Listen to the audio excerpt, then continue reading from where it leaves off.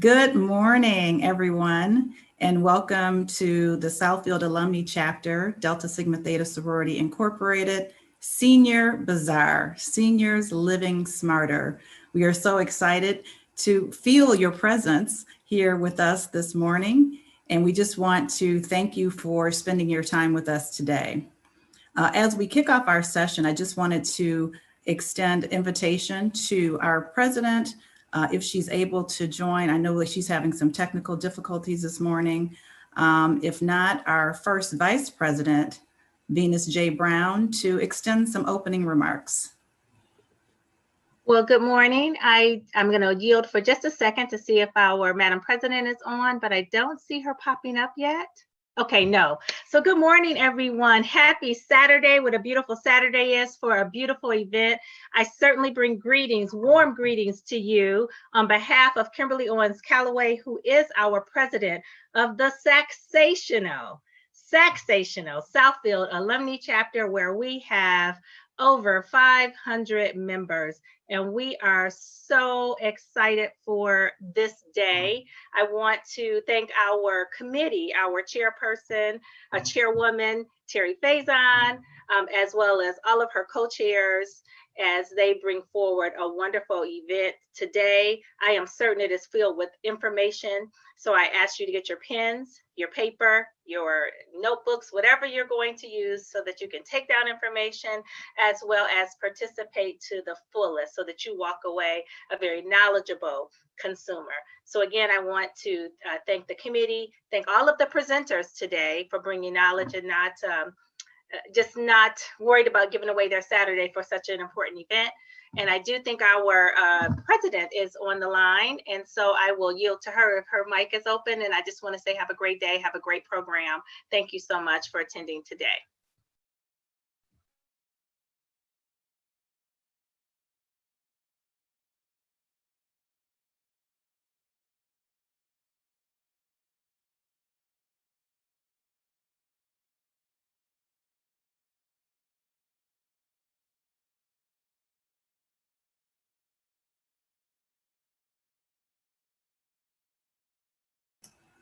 Madam President, are you there?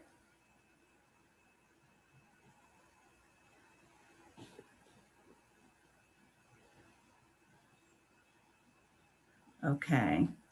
I don't see her, and we all know what Zoom land can offer us. Lots of spontaneity. Can you all hear me?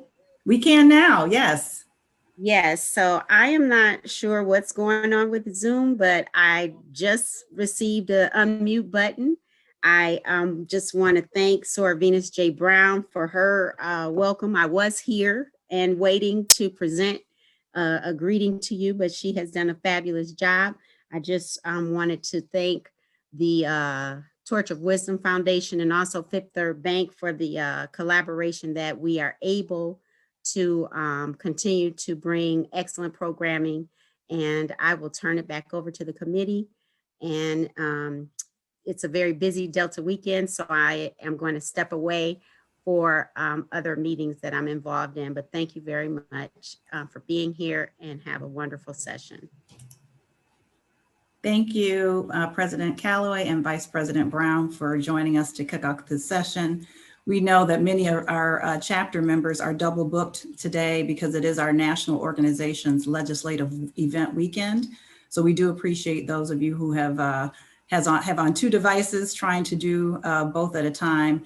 And we also want to thank our community members who are here with us from our service areas, as well as our Delta Deers who are here gaining some information about seniors living smarter.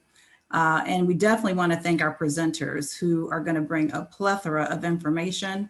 We have experts joining us today that are going to be imparting knowledge about lots of topics, from frauds and scams to financial budgeting, mental wellness, seniors and technology, as well as we're going to have a few breaks to get some fitness, have some fun, and win some prizes. So sit back and relax and get ready for a great session.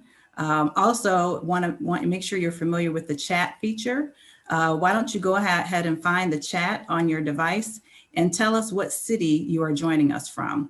so that we can know that we're representing our service area and beyond.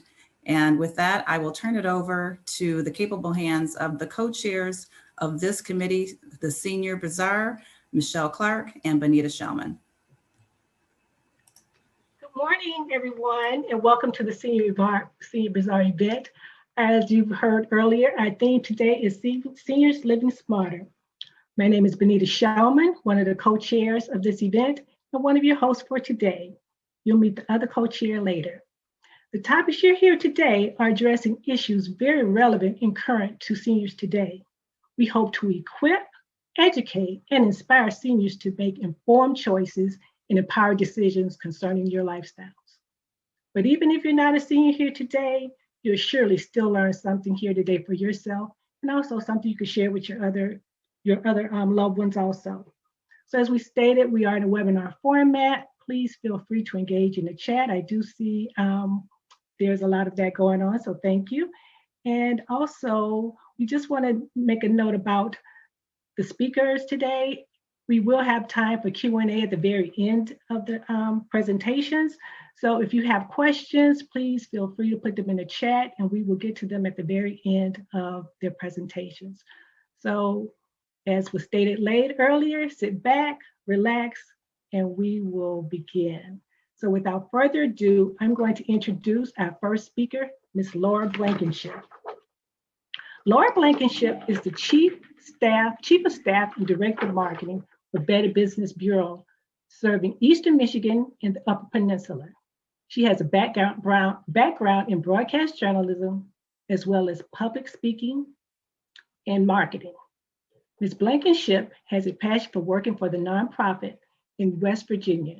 She was on the board of directors for the Children's Therapy Clinic, communications chair for Generations Charleston, and an active member of the Kanawha-Charleston Humane Association's Communications Committee. Ms. Blankenship is responsible for overseeing day-to-day communications for marketing for B&B, including community activities, media relations, website and social media management, etc. Her team is dedicated to protecting both businesses and consumers from scams and fraud in the community. The floor is yours, Ms. Blankenship. Thank you, Benita, and thank you guys for having us this morning. I'm going to share my screen with you really quickly.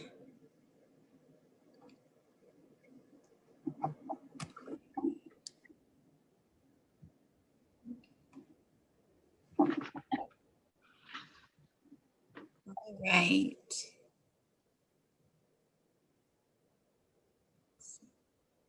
Here we go. Can everyone see my screen? Perfect. So as Benita said, I'm with the Better Business Bureau. Our Better Business Bureau services Eastern Michigan and the Upper Peninsula, but we do have over 100 BBBs across the country, as well as in Canada and in Mexico. So it is a pleasure to be with you this morning. So about your BBB, a lot of people don't realize that BBB is a local organization. We are a nonprofit organization that the mission is really to create marketplace trust between businesses and consumers. So we work as an objective, unbiased organization, and we provide BBB business reviews. Those come in the form of business profiles. The businesses in our area have profiles and the information that we have about them so that consumers can go and search and get the most up-to-date information that we have. We create industry reference lists, dispute resolution. So whenever someone does see that they have an issue with a business, we try to create that honest conversation between the businesses and the consumers to get a resolution that makes both parties happy. We also do advertising review and investigations. So whenever you see an ad in the public and it doesn't seem as though that ad may be true, so someone is claiming to be the #1 car dealership in the Detroit area, but there's no substantiation as to whether or not they actually won an award to determine that. It's things like that that we look into and just advise businesses on how to be more trustworthy and more honest with consumers. With our business profiles, we do understand that there are two sides to every story. So that's why we try to create that mediation. And that's why we always give our businesses a chance to respond. We also vet all of our customer reviews to make sure that they were actually done by someone that had a marketplace transaction with the business, because we do understand that unfortunately sometimes people create false customer reviews. So we try to give both businesses and consumers the most correct information that we have. So your BBB Educational Foundation is what allows us to do this here today. And that is the nonprofit sector of BBB. And what we do is we try to do these educational presentations to the community to make sure that we are creating trust within the community and protecting everyone from scams and from fraud in the area, because unfortunately, scammers target everyone. It does not matter your age, your religion, your race, they will target you. So we make sure that we do everything that we can to protect everyone. We do this in the form of programs and community education. We've recently started to present to high school organizations, and to we even have had some presentations with younger students as well, because it's never too early to teach them about smart marketplace transactions. So, senior citizens and scams. A lot of people think that seniors are more apt to be scammed. That's actually not true. We've recently learned that the 18 to 31 age group are actually more likely to become scammed. But senior citizens do end up losing more money because likely they have more money to spend, unfortunately. And scammers know that. So over 50% of fraud victims are senior citizens. And there's projected to be a 207% increase in the 65 population by 2030. So those scams are just going to continue to rise. So why do scams work? Well, they use the same techniques as legitimate sales professionals. They establish a connection, they source credibility, and technology can make them look extremely legitimate, such as the spoofing of telephone calls. That's the big one that's really tricking a lot of people right now. They also play on your emotions. We'll talk in a little bit about COVID-19 scams, but that's been a huge thing that we've seen over the last year, and they've been playing on your emotions there. So some common scams we're going to talk about today is foreign lotteries, home repair, phishing, romance scams, Medicare, phony charities, the grandparent scam, also known as the emergency scam, and COVID-19 related scams. So foreign lottery scams. With this, you're told that you've won a large sum of money from another country. You may even receive an email that says that you have some long lost relative that passed away and you were the only person that they could find. You need to pay some type of fee to collect your money. And it doesn't exist. That long lost relative does not exist. It always originates from another country where it's very difficult to track down legitimate information, and it's illegal in the United States. But of course, you know, scammers, they don't abide by the rules. There's numerous variations of this scam, but it's almost always coming from someone that is out of this country that you're not going to be able to track down. So once you send any type of payment information, your money's gone. A lot of the times, and you'll see a trend with these types of scam, they're always asking for payment in some form that you're not able to get your money back. So via wire transfer or via prepaid gift card, that's becoming increasingly more popular. Home repair. This is extremely timely because this one is something that's going to be happening very soon. There's always people that are looking for an extra buck. So it could be that they're an actual handyman and they get behind. But a lot of times when we see these scams happen, it's people that are actually looking to scam you. So sometimes they'll either go door to door and they'll say, oh, I noticed that you have cracks in your roof or you have shingles missing. I can fix that for a very low fee. I just ask that you pay in cash, or they'll give you some type of deal to encourage you to pay them. It's going to be something that you just can't pass up. And they may even give you a flyer on your car. You'll see a flyer on your car or on your left on your doorstep. And so they're very good at pressuring you. So they'll say they need an immediate decision. The deal only lasts that day. They demand cash only or a full payment up front. And then sometimes they even suggest borrowing from a particular lender. When this happens, you need to take a step back and think, does this sound legitimate? What kind of red flags am I seeing? Are you seeing the high pressure sales tactic red flag? Are you seeing that they're asking you to pay completely in full up front? Or do they have a contract? Are they asking you to pull all the permits, because then that takes all liability from them? You have to make sure you have everything in writing anytime you're doing home improvement, because that's your protection. Whenever they take that protection away, then it's very hard to prove that there was an actual agreement between you and the contractor. If they do either leave you high and dry, don't do any work, take your money, or do a portion of the work until they get the rest of their money, and then you never hear from them again. So you have to be very careful. Romance scams. This is another one that we've seen become more and more popular over the last few years.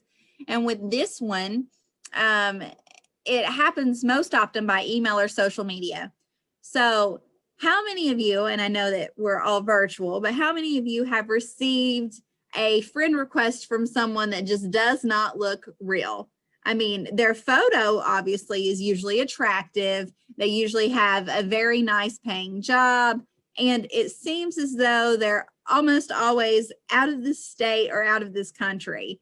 I would say pretty much everyone that has a social media account has received one of those friend requests.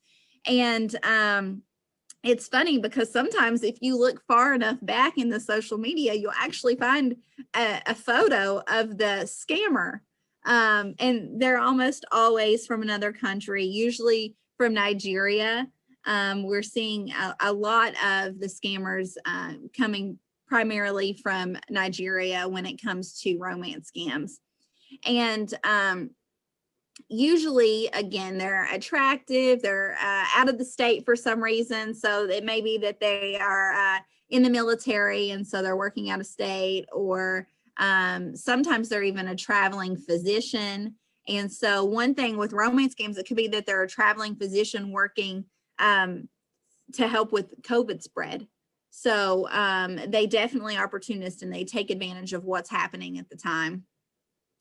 And they'll develop a bond with you. And so people think, oh, well, I've been talking to this person for 6 months. There's no way that this is fake. They are very patient. It is still very likely that it is fake, unfortunately. So sometimes they'll even spend a little bit of money to get more in return. So they'll send you flowers, they'll send you small gifts. And then after a while, they'll start asking you for payment. Oh, I just got behind on my luck, and I really need help paying the rent, or I really want to come visit you, but I don't have money for a flight right now. Could you help me? And unfortunately, we get reports quite a bit. And one report, the woman's family actually contacted the Better Business Bureau, and she still was in disbelief that this could be a scam. And the man had conned her out of over $70,000 over a period of time. And she was on a fixed income. So he took everything that she had. And the text messages, you could tell that she was really invested. It seemed like it was a relationship, but unfortunately it wasn't. We've also seen where they use Detroit phone numbers. So they're spoofing the phone number to look like they are from Detroit. And there was one time where we called the phone number to see, if maybe it was legitimate, because it kind of seemed a little funny, but there were some things that maybe seemed like it could be legitimate. So we did call the phone number, and on first glance, it seemed as though the phone number was out of service. It showed that it answers, and it has the voicemail that says that this phone number is not a working number or something along those lines. Then we hang up, and a man calls right back. So really, the phone number was not actually out of service at all. They're just very, very savvy. So you have to be very cautious anytime someone is contacting you online. Do your research, do reverse image searches, and see whether or not this person's photo is popping up under another name. That's one of the best ways that you can find out whether or not the person is legitimate. Phishing scams. Those are also very popular, especially with COVID, because more and more people are online, and scammers know that. So they typically send an email that looks very legitimate. It looks like it's from MasterCard or Amazon. Amazon's a huge one we're seeing right now. And it usually will have something in it that wants you to click on a link. Also in text messages. I'm very, very weary about text messages now, even with the COVID vaccine, because those can come in the form of phishing, unfortunately. So usually whenever you click on the link, it downloads malware to your device, which compromises your personal information. So any information that you have that saved onto your device, such as passwords, your social security number, your address, anything like that, if they download this malware to your computer, it can then be compromised. So don't click on any links in the emails or text messages that you weren't expecting. If you receive an email that says that you have important information about your account, click here to verify information, or here's a tracking number for something that you don't ever remember purchasing, it's more than likely a phishing scam. Do not click the link. Medical scams, Medicare prescription and medical cures. Those are all very popular. So a lot of the times in this situation, the goal is to get your insurance information or to get your social security information to where they can then commit identity theft. So they're going to reach out to you about important prescription information, or that there's issues with your Medicare number, or they'll even say that you were at risk for identity theft. Verify your information. That's not going to come in the form of an email or a text message. More than likely, you're going to get a letter in the mail. And even if you do receive a letter in the mail, don't just rely on the phone number that's on that letter. Do your research and contact the appropriate office. COVID scams. So with COVID scams, we're seeing online purchase scams because they, with the PPE, that's been very popular. So people are going online to purchase PPE. They were going online to purchase toilet paper in the beginning when everything was happening and all the price gouging was happening. And so in doing so, more and more people were unfortunately getting scammed because they weren't purchasing from legitimate websites. It's also the same with buying cars. When all of the dealerships were shut down, people were trying to purchase vehicles online and the cars never existed. People are still trying to purchase online because more and more people are not wanting to go into stores and do that face-to-face contact. So you want to be very careful, make sure that you do your research in regards to online purchases. Look up the business and see what other people are saying about their transactions. See what the business is saying as well, because sometimes, unfortunately, in this COVID world, businesses are just getting behind. So you just want to make sure that you have all the information before purchasing. You also want to make sure that the website is secure. And you can do so by looking in your URL to see whether or not there's a lock symbol that says HTTPS. That S stands for secure. Another thing, COVID trials. So you may get a text message or an email or even a social media ad that asks, hey, have you had COVID-19? And they'll want you to participate in a paid trial. And then you never get any payment. They get your personal information, and then they can use that in the future to either commit identity theft or to steal your personal information. Because even though some of our information is already out there, such as your birth date, and with the internet, unfortunately, there's a wide variety of things that you can find out about another person, it's best to keep your information as private as possible. Don't make it easy for them. Don't share your information on social media. Also, a simple Google search can sometimes tell a scammer more information about you. So if they're looking for security questions, they can sometimes find that information based on what you're sharing online. The stimulus checks, this was another big one. A lot of people were really confused because I don't know if you guys had the same experience, but those stimulus checks came 3 different ways each time. The first time they came in the form of a check. The second time, instead of a check, it was a debit card. And then the third time, it came in the form of a check as well if there wasn't direct deposit information. So a lot of people were really confused, and scammers can use that to their advantage and say, well, this is just another form of payment. This is just another way for us to find out information. There were also some people that were using the Cash App to receive their stimulus checks. You have to be very careful about Cash App because there are Cash App scams. There's a business that says that they are the customer service for the Cash App, when in reality it's not. I'm not sure where these people are out of. Cash App is aware, but unfortunately they are not in relation to Cash App whatsoever. And then they're getting into people's Cash App and getting their personal information and bank account information. So you have to be very, very careful when using those payday apps as well. Your insurance, it's kind of what I was talking about before with Medicare and insurance. They're saying that you need to verify insurance information for the COVID-19 vaccine. That's not true. You do not have to do that beforehand unless you're actually signing up through the state of Michigan. They're also, with the vaccine, they were offering for people to purchase the vaccine, and you know that the vaccine is free. Luckily, with the rollout of the vaccine, more and more people are able to receive it now. Those scams are going to be going down, but they're still going to be out there because not everyone has been vaccinated who wants to be vaccinated yet.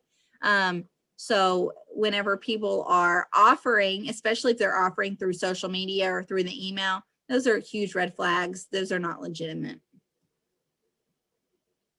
Phony charities. So when you want to donate to a charity or you see a disaster happen and there's a crowdfunding site that pops up overnight, you want to be very careful, especially with crowdfunding sites. While the crowdfunding site does everything possible to make sure that they get the funds to the person who created the campaign, that does not mean that the person who created the campaign knows the people that it's supposed to benefit.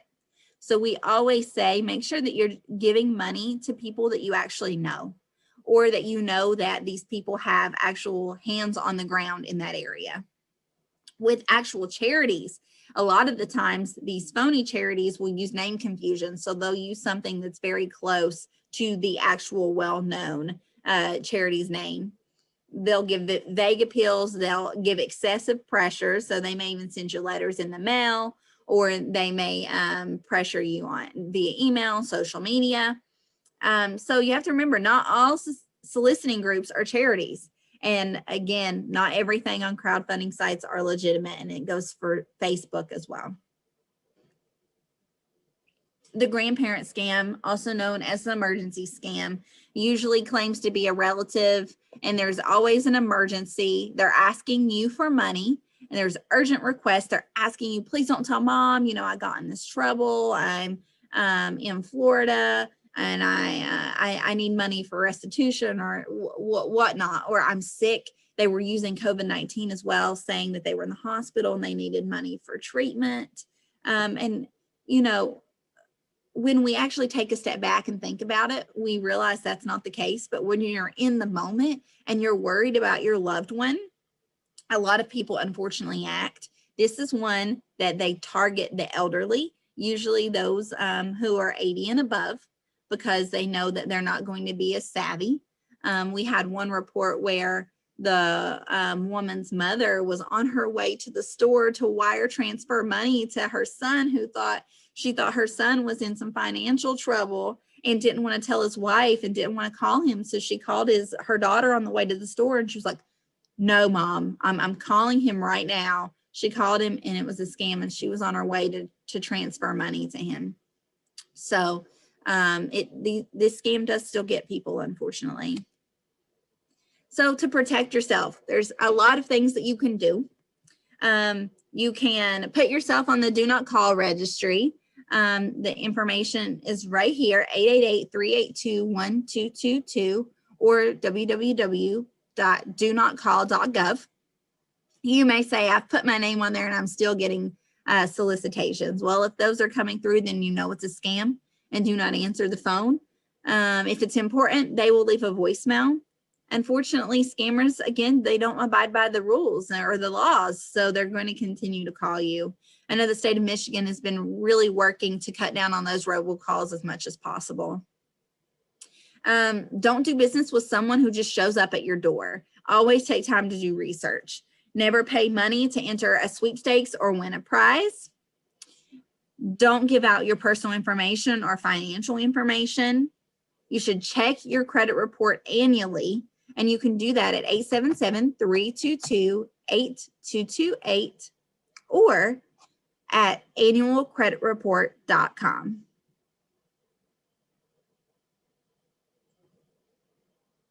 One thing that we always say is, if it sounds too good to be true, it probably is. And that is our motto that we live by, and we ask you to do the same. I know that we always want to think the best in people, but unfortunately there are some people that take advantage of others, and the majority of the time they are not in this country. So it's very, very difficult to find them and to get your money back, especially if you use some type of non-traditional payment. So don't click on links in emails or texts, especially if you weren't expecting them. Don't give out your personal information to people you don't know. If your information is compromised, notify your bank and credit bureaus. And don't be pressured into making fast decisions. Take your time to research the offer and the organization.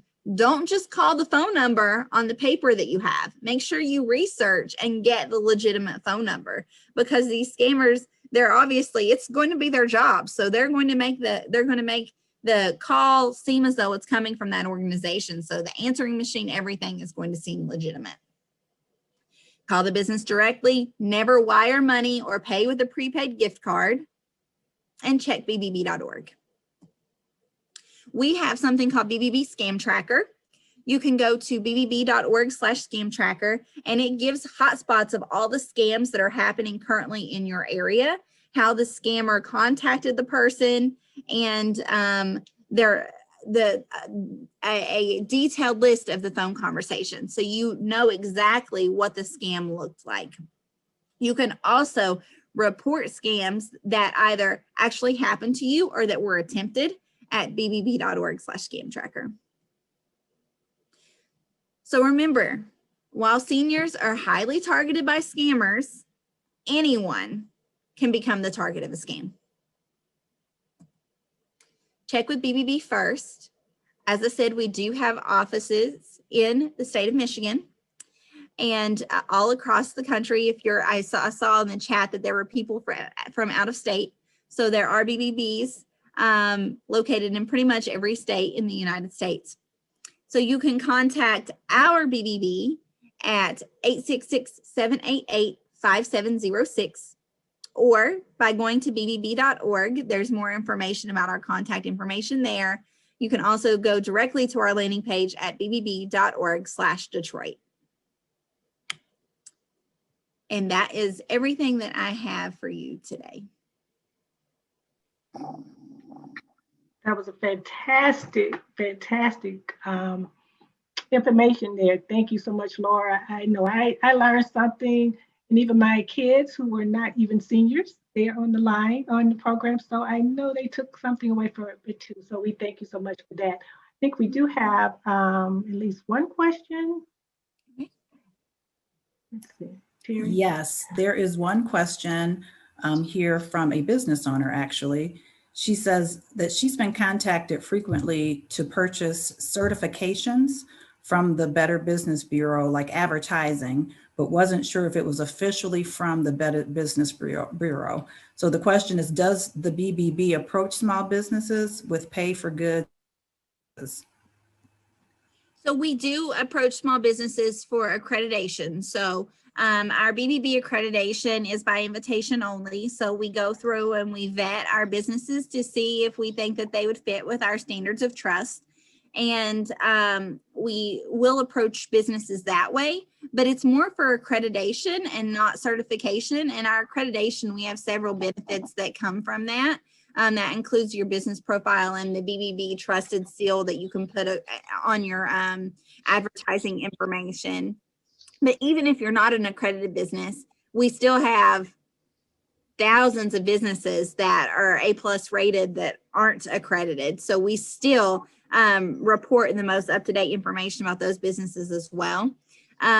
We don't approach businesses about advertising unless they're an accredited business. So if you are not an accredited business and you were approached about advertising, then it was not BBB. And please let us know, because unfortunately we do find ourselves the victims of scams as well. We just had a phishing scam happen a couple weeks ago, which was a phishing scam. It looked so legitimate. It had our letterhead, everything, said that we needed them to contact the Better Business Bureau right away to talk about their account or something along those lines. And it was not from us. We had 3 reports and they were all from non-accredited businesses. So that was really scary for us, because we never want businesses to find themselves a victim, especially because someone's using our name. So thank you for letting us know. And if that does happen more often, you can call us directly and we can check whether or not you were called. You can even reach out to us after this if you want, and I can look up your business. There is also another request for the no-call registry. I believe you gave that number before. Do you mind repeating that, or we can put it in the chat? Yes, let me grab that really quickly. I think it was called the Do Not Call Registry. Oh, I think someone just plopped it into the chat. Do not call number 888-382-1222. Yes. Thank you for the question. Call.gov. Let me see if it's .gov or .org.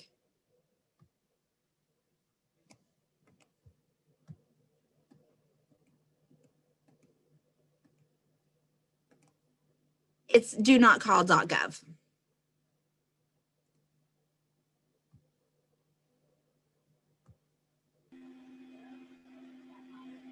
And then we do have a hand raised. I'm not for sure if Miss Valeria is able to post in the chat, but she does have her hand raised. And now we have two hand.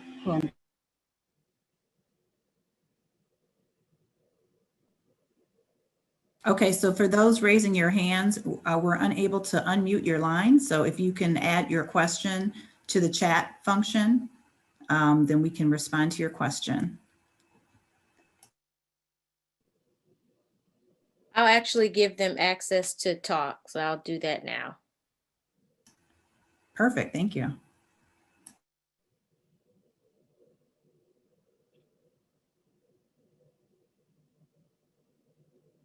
Valeria Akinde, you now have permission to speak.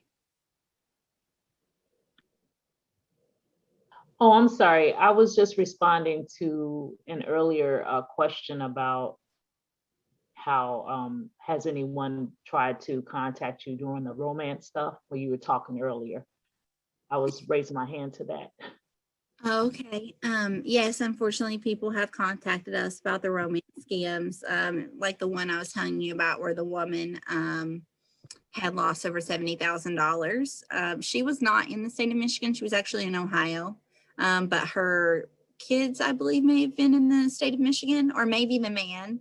It may have been that the man was supposed to be from the state of Michigan. Also the one with the phone number that was Detroit. He was not in the area, but she was in the area. So we do see that quite often, and usually they are targeting females, and it happens a lot of the times the months leading up to Valentine's Day.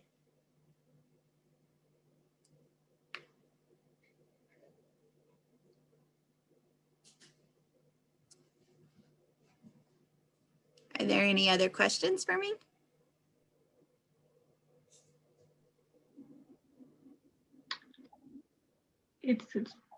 Yep, I will post that right here, bbb.org/scam tracker.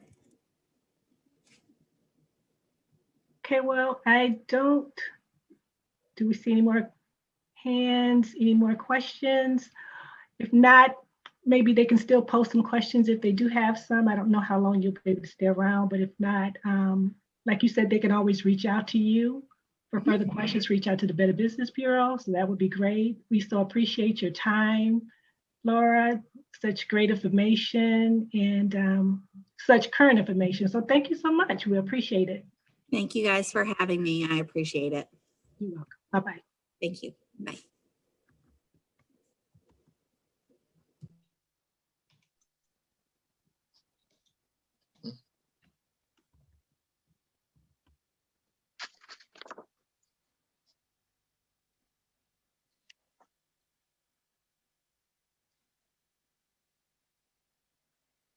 Hello.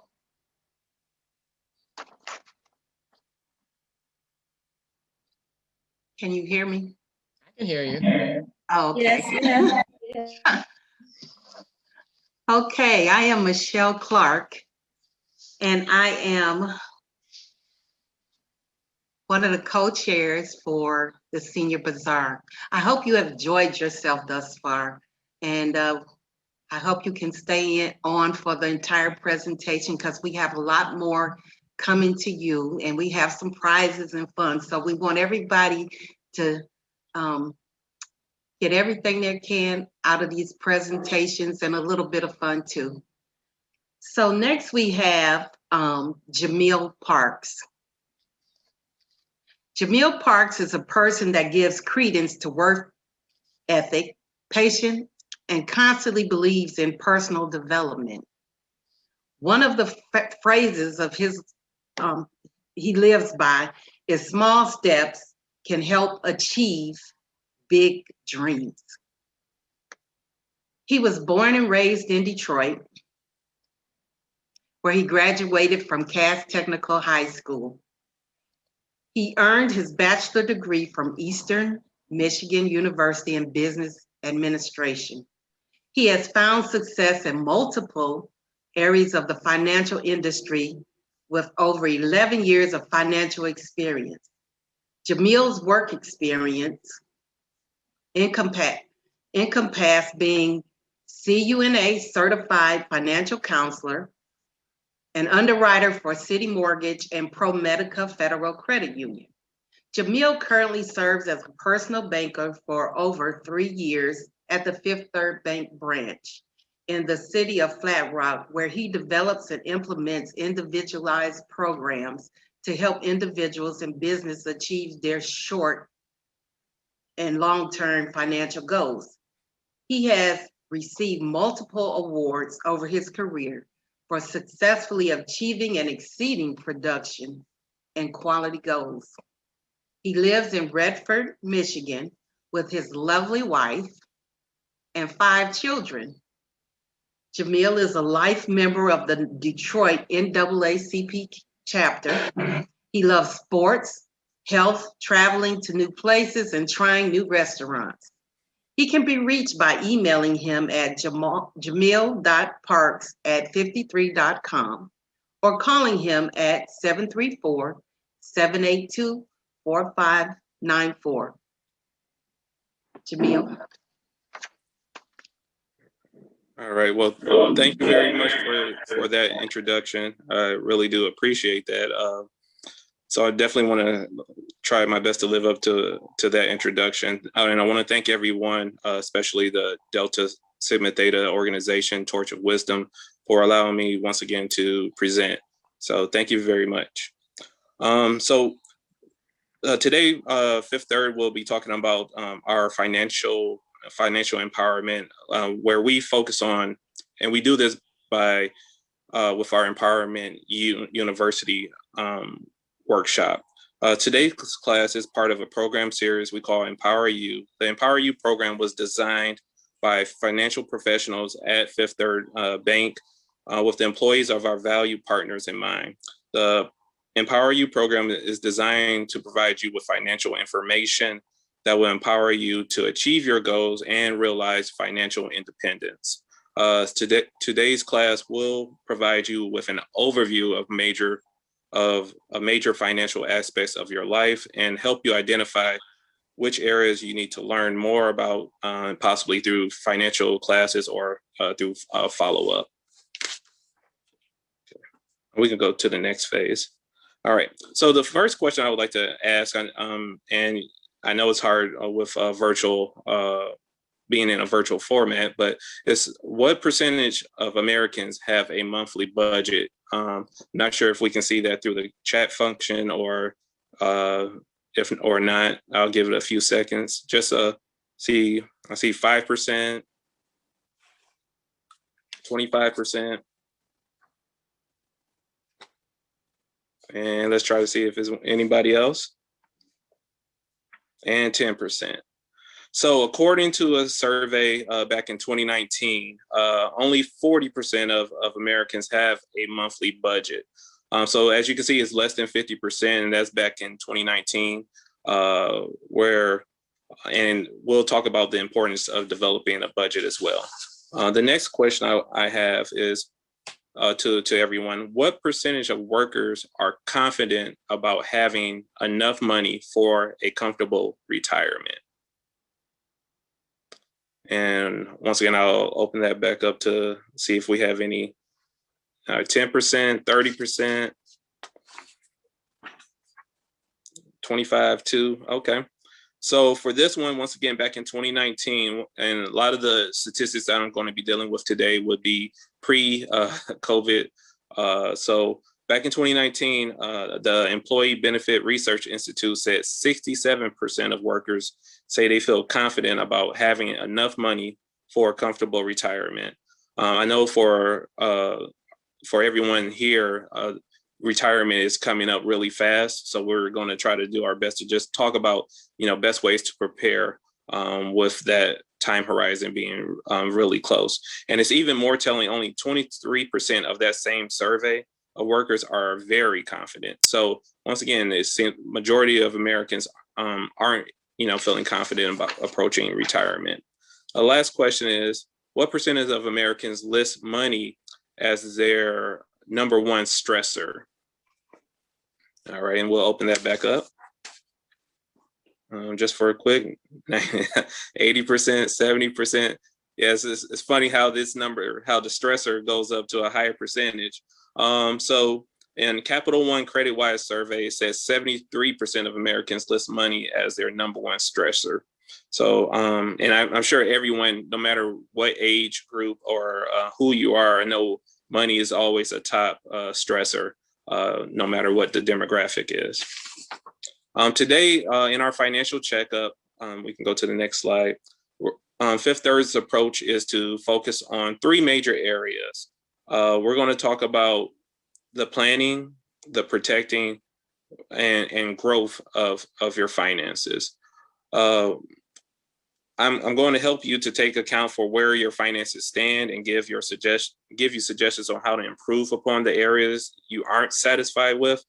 We'll also start talking about, financial activities as part of these three categories, because I think our main focus is that we think that every single financial activity falls into one of these three important categories.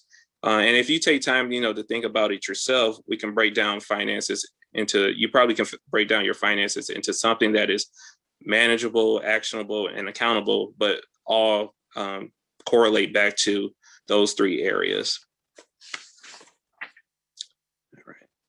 So the first area we're going to talk about today is the planning.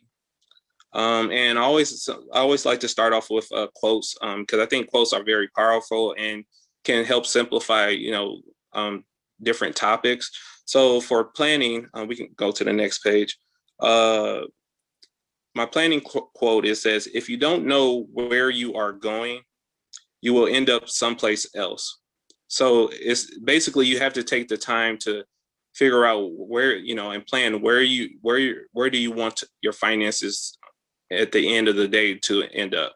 Where do you feel like what are the things that are most important to you?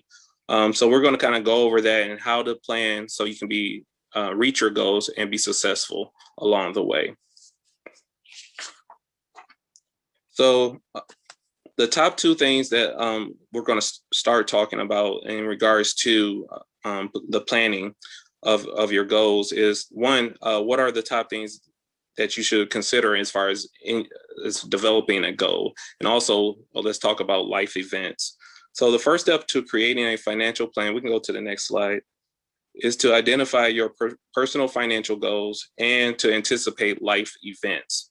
So I know life events can somewhat be very somewhat difficult to predict, but we all know that things, depending on what your goals are in life, those things we can kind of plan out for. Whether you want to, be married, you want to have children, whether you're going to try to have career change or, change for 45 to 54 is $80,000. If you're over 55 or 55 to 64, it's 104. So those are some numbers that may be helpful to people or not helpful of just looking at, what the median across America is as far as their balances in retirement. And as far as your goals, as far as a financial roadmap, we can go to the next page. Yep, next one. Sorry. Yep. So this one, as far as developing a financial roadmap, you want to match your investment goals to your overall financial goals. For this, I would encourage people to think about, short-term goals, which are 1 to 5 a year. A medium-term goals can be 5 to 7, and anything over 7 years, most of the time is considered long-term. And you want to, once again, the most important thing is to have these things in writing, and then also speak to a professional, so that way we can adjust and help you achieve those goals depending on your time horizon. And we can go to the next one. Also, I want to encourage people to start with your actual account balances. So every year, especially around tax times, you should get information about what your balances are currently in your retirement accounts. You want to have these reviewed every year, and also look at, maybe if you're in a conservative fund or aggressive or moderate, maybe look at, is that still a good fit, every year as you get closer to retirement.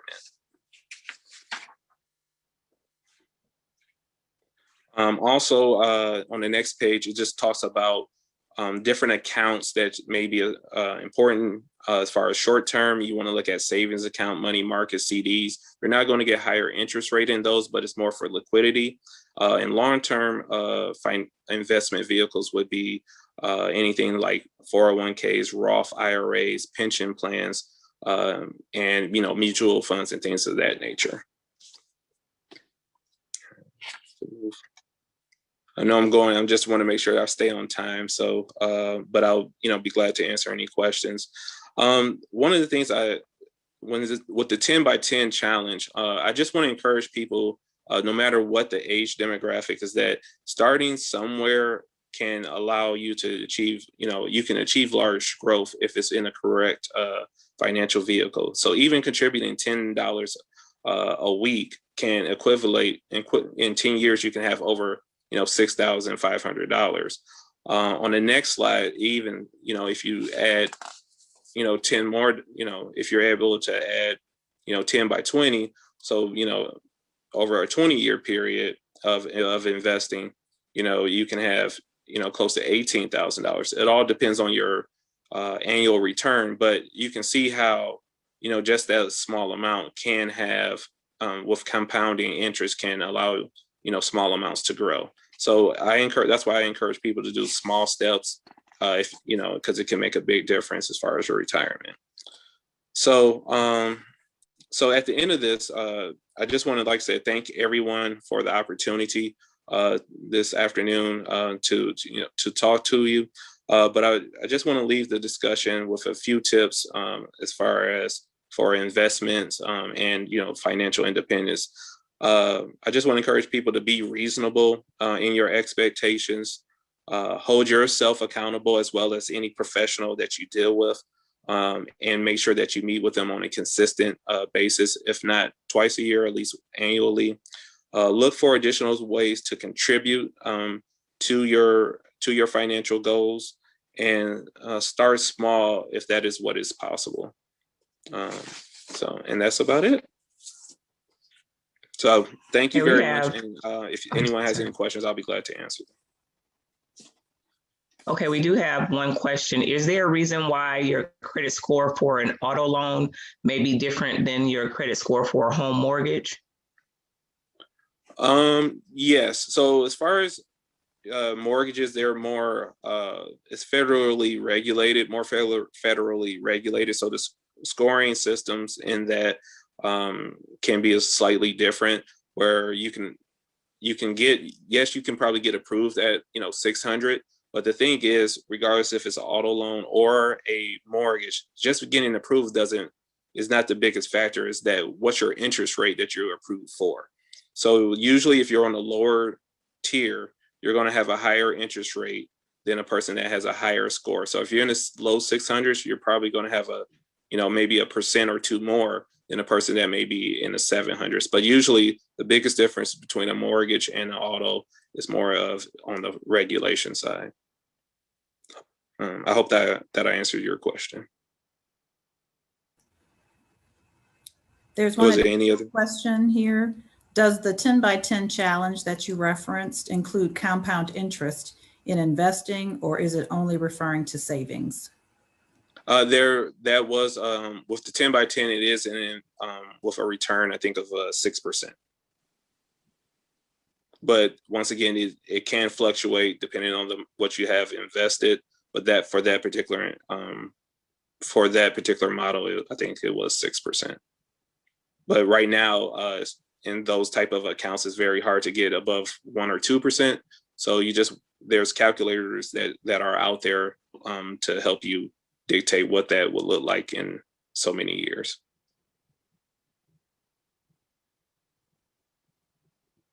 Okay, one more question just popped up. Along the same question, our banks give us a FICO score, which is different from our credit score. Can you explain that? Is that the same idea as the previous question? It's slightly different. So there's different, a FICO score, a Vantage score, those are just different models to evaluate what your credit is. So when I sit down with people, I always say these are estimates, whether you go through Credit Karma, Discover, CreditWise, these are just estimates of what your credit score may be at a certain point in time. Usually I say that if you see that you're in the 700s, you're in an A category, most likely that's where you are, especially if you're tracking it over, a couple of months before you apply for something, which I strongly encourage people to do. Track your credit score. If you see that it's consistently at a certain level, most likely when they do a hard inquiry, it's going to be in that level. But if there's dramatic swings, you might want to wait, until it's a little bit subtle before applying for something. Especially if you're paying off debt, it's going to take at least 30 to 60 days before you kind of see it reflect on your credit. But it's just an estimate. So hopefully I answered that question. Was there any other questions? I'll be glad to answer. We do not see any more right now, but we would welcome our participants to continue adding questions to the chat, and that we'll try to respond during the session. Just in the spirit of time, we want to keep on moving. I'm going to turn it back over to Bonita and Michelle to introduce our next segment. All right, thank you. Thank you. Hello again, this is Benita. Guess what time it is? It is trivia game time, prize time, yay. So our first prize, as you can see on the screen, says, how well were you listening? Okay, so first off, let me just say that all the questions, they will be typed in the chat. And then everyone, in order to win, you have to place your answers in the chat, okay? So again, chat, chat, chat. That's where we want to go to win these prizes. Okay, so this first question, prize for today, is from earlier, from information that Ms. Laura Blankenship gave to us from the Better Business Bureau. And the question is this: who would find themselves the target of a scam? I'll ask again. Who would find themselves the target of a scam? Place your answers in the chat box, and the first person to win will win a $20 gift card. Na, na, na, na, na, na, na, na, na, na. Da, na, na, na, na, na, na, na, na, na, da, da, da, da, da. Okay, do we have an answer? Do we have a winner here? We have a winner. Great. Our first winner who was able to type the answer in the chat is Nicole Williams. Okay, Nicole. And that answer should have been anyone, everyone, anybody, anything along those lines, because we can all be affected by that. Okay, well, congratulations, Nicole. We will be getting that out to you. Thank you so much. So our next speaker on the docket is, and that's kind of the docket, huh? She's an attorney, Adrienne Watts. Adrienne Watts is a lifelong Detroiter. She was a member of the Detroit officer. She was a Detroit police officer for 26 years prior to retiring. She has been an attorney since 1984. After graduating from law school, she served as a legal advisor for the police department. For over 10 years after retiring, she taught law at the Detroit Police Academy and paralegal classes at Wayne County Community College. She opened a full-time law office initially in Ferndale and then moved to Oak Park. Her estate planning practice focuses on the areas of wills and trusts, real estate, deeds, powers of attorney, probate administration, trust administration, guardianship, conservatorship, elder law, and Medicaid planning. She is also a member of Delta Sigma Theta Sorority Incorporated, Southfield Alumni Chapter. I'll turn it over to you now, Ms. Watts. Good afternoon, everyone. Can you hear me? Okay. So today, what we're going to do is to talk about some of the broad topics in estate planning. Let's go to slide number 2. So we're going to talk first about what is estate planning, getting started, a little bit about wills and trusts, powers of attorney, digital assets. Well, then we'll talk about making a plan, and at the end of the presentation, we'll have an estate planning vocabulary. Now, each one of these topics is something that you could talk about for weeks at a time. So what we're going to do is basically a cursory overview of these main areas. So number 3, what is estate planning? Your estate is comprised of everything that you own. Your car, your home, your real estate, checking and savings accounts, investments, life insurance, furniture, personal possessions. It also includes your body once you have passed. That can be, that's considered a piece of property. No matter how large or how modest your estate, everyone has one. And something as common is you don't take it with you when you die. So that's why we need estate planning. Next one. So it's not just for retired people, although people do tend to think about it more as they get older. Unfortunately, we can't successfully predict how long we will live, and illness and accidents happen to people of all ages. I like to give the example of Princess Diana. One thing about very wealthy people is they always do estate planning. And one of the first things they're going to do is they're going to do a will and a trust if they need to. And so when she died at a very early age, I'm talking about Princess Diana, she already had everything made out according to what she wanted to have for to have happen to her assets. Now, the second bullet tells us estate planning is not just for the wealthy either, although people who have built some wealth do often think more about how to preserve it. Good estate planning often means more to families with modest assets because they can afford to lose lease. Estate planning is for everyone. So what is estate planning? Making a plan in advance and naming who you want to receive the things you own after you die.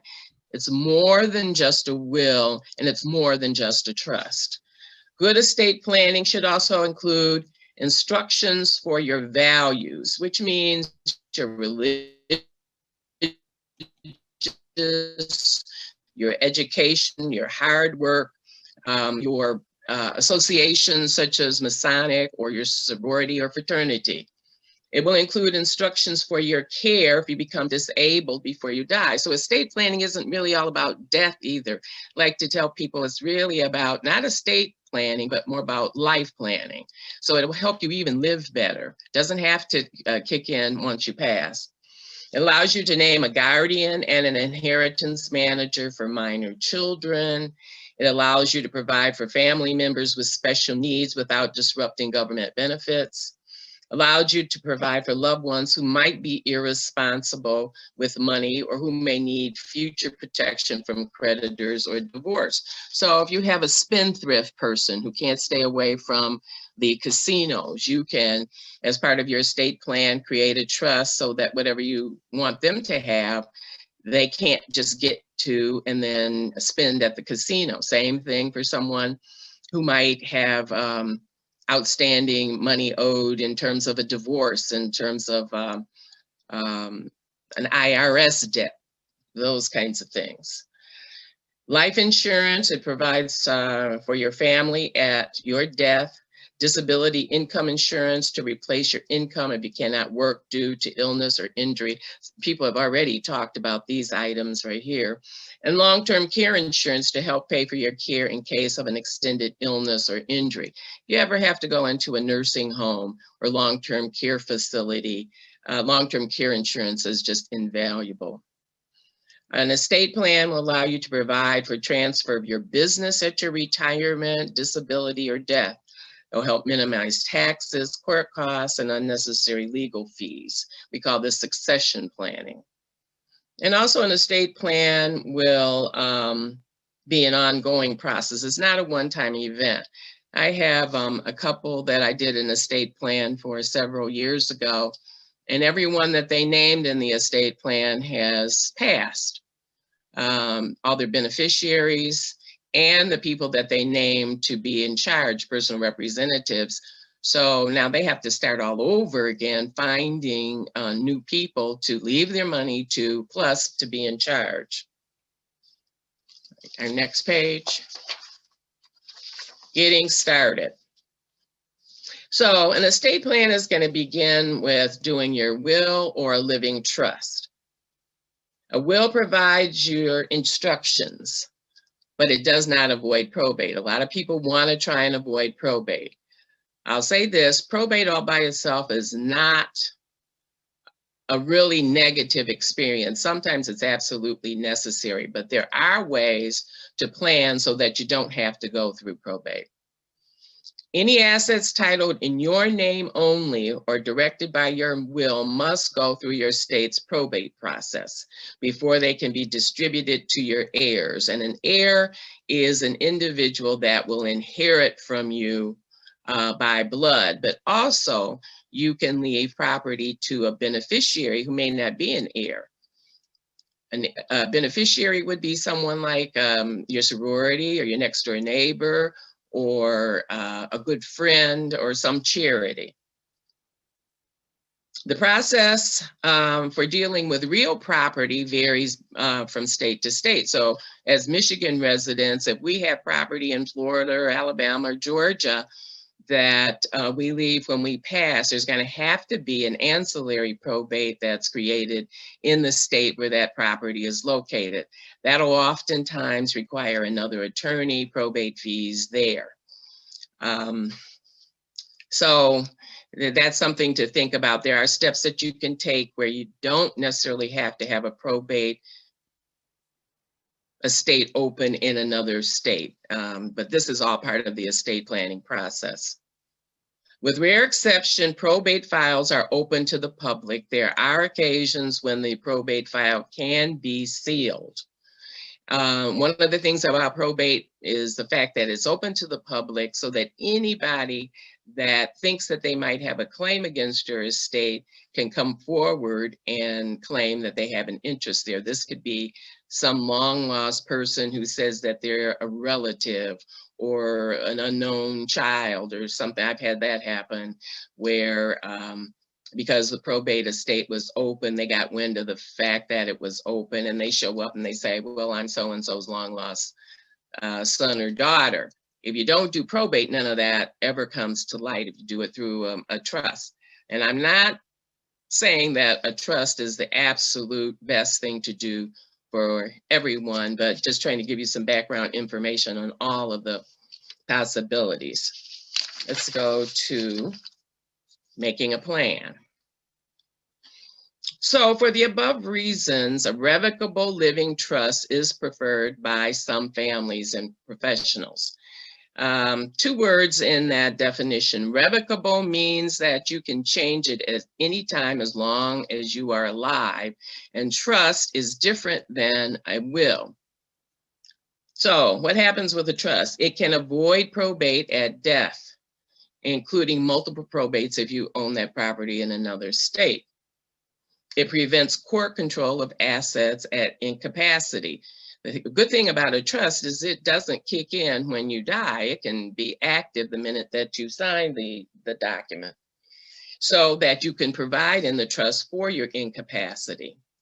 It brings all assets together into one plan and is governed by a trustee, who can be you initially, and then a successor trustee that you would appoint in the trust document. It provides a maximum of privacy, is valid in every state, and can be changed by you at any time up until your death. It can also reflect your love and values to your family and future generations. Unlike a will, like I've already said, a trust doesn't have to die with you. Assets can stay in your trust, be managed by the trustee until your beneficiaries reach the age you want them to. So for instance, if you create a trust to provide for grandchildren or nieces and nephews for college, then the money would stay in the trust until such time as you decide that in your trust document when you want them to have that money. Your trust can continue longer to provide for a loved one with special needs. The couple that I was just telling you about, who all of their beneficiaries had passed, we had created a special needs trust for their son who had schizophrenia, and had done a lot of work establishing that, but he's passed. So that voids out that trust, but they had set it up so that he would always be provided for. Now, a trust is more expensive initially than a will because it's created just for you specifically. So it does avoid court interference, and it's actually worth the money if you need the trust, if you want the trust. Both estates and trusts are taxed at a higher rate. That's one of the things that most people don't consider. When you have an estate or you have a trust, if it earns income, so say for instance, you have an IRA that you leave to certain people, and when you die, they cash it out. Anything that was earned or that was built up in the IRA is going to be taxed. And if it goes to the estate or goes to the trust, then the trust and the estate will be taxed at above a 35% tax level. Where if it went to the individual directly, it would be taxed at the rate, the tax rate that they're at. So maybe 15%. Go to the next one, making a plan. So, will your family know where to find your financial records, the titles, your insurance policies if something happens to you? If you plan your estate now, one of the things that you're going to do is you're going to put those things in order. So doing the estate plan is going to allow you to organize your records, locate your titles, making sure that your beneficiary designations are in order, and find and correct all the errors that that might be there. One of the main things, two main things that I see a lot with doing estate plans is people always forget some account that they had. It may be a small checking account, small savings account, something from their former employer. Also, beneficiaries that I've almost never met anyone who had all their beneficiaries together. So that's a very loaded area and can come back to, haunt the families, especially people that have been divorced, or in the case of the family I was just telling you about, unless they go out and make sure all their beneficiary designations are together, then what will happen is that policy will not go as they had wanted it to, and you'll have to end up opening a probate estate to handle that. Most people don't give much thought to the wording they put on titles and beneficiary designations. You may have good intentions, but an innocent error can create many problems for your family at your disability or death. Now, I see this very, very frequently. What happens is someone decides to add their son or daughter, next door neighbor, whomever it is, onto a deed or a bank account. They don't know most of the time when I see them whether they have made them joint tenants with rights of survivorship or beneficiary. They just do not know. Very big difference. Someone that you put on your bank account or anything you own as joint tenants with right of survivorship means that they own it equally with you. It means that the last person living is going to own that asset. A beneficiary does not get that property until you die or whatever it is that you specify. But generally, that's what a beneficiary is. They do not get the property until you pass. Big difference. Another category that we see a lot of times with deeds, and we'll talk about this a little bit later, is tenants in common. Now, in the state of Michigan, as in many states in the United States, if you don't specify joint tenant with right of survivorship, then the default is tenants in common. So with joint tenants with right of survivorship, two people owning the property own it absolutely jointly. And the last person who dies owns the property. Tenants in common, two people own the property. The person who dies, their estate owns their 1/2 interest. And so that means you who are still living and that individual's estate are going to own the property. Lots of problems there. You could end up in probate court with their 1/2. How are you going to make their family pay their part of the mortgage or the taxes or the rent or whatever it is that's involved? So you absolutely have to, you have to know who your beneficiaries are. You have to keep them up to date. And when you do go about making any kind of ownership designation, be clear on what it is that you want to accomplish. Do you want the surviving person to own it all? Or do you want their estate to own it? Or do you just want them to be a beneficiary? Next one. Who needs a trust? Generally, when people create trust, they do it for a specific reason. A lot of times people come in to see me and they say, I want a trust. And when I ask them why, they don't know. Someone told them they should have one. They've seen something on television that said that they needed a trust. Not everyone needs a trust. Some of the reasons for creating a trust include providing for minor children, providing for a second spouse when there's a blended family, providing for a special needs person that receives government benefits, providing for an incarcerated person or spendthrift. People also create trusts to benefit charities, to create scholarships, and to run businesses. I want to back up a minute and mention the one about providing for an incarcerated person. This is a special kind of a trust that you could do, or a provision in your trust, where if you have someone that you want to leave property to and they're incarcerated, you don't want it to go directly to them because the state where they're incarcerated is going to take the property, usually money we're talking about. So what I did for one of my clients, she didn't tell me initially that this one son was in prison. When she finally told me about it, because she was ashamed of it, I said, well, we can fix this up. And what I did was to create a trust in her will for that individual, so that when she passed, anything that he was supposed to receive was going to go into a trust, and one of his siblings was going to be the trustee. And so the directions of the trust was to provide for him maybe every month, send him a certain amount of money, whatever the limit was that the prison would allow. And then when he is going to be finally released from prison, what's going to happen is he will have some money that will be available for him to buy a house, to get a car, and to provide for himself. He won't have to come out and have to live with, other people looking for them to take care of him. So there's a lot of things that you can do with trust. It's not necessarily for everybody, but you should talk with a legal advisor who can help you determine what you really do need. So let's look at the next one. Powers of attorney. In the state of Michigan, we have two basic powers of attorney. We have the durable power of attorney and the patient advocate, which also is known as the healthcare power of attorney.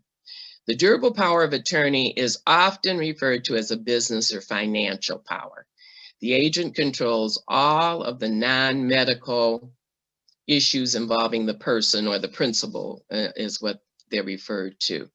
For example, they can do things like banking, selling or buying property, have access to safety deposit boxes, conduct insurance, tax, government benefit, business, employment issues, run anything that they have, anything that's non-medical. It even would allow them to have access to their medical records under the HIPAA laws, but it's non-medical.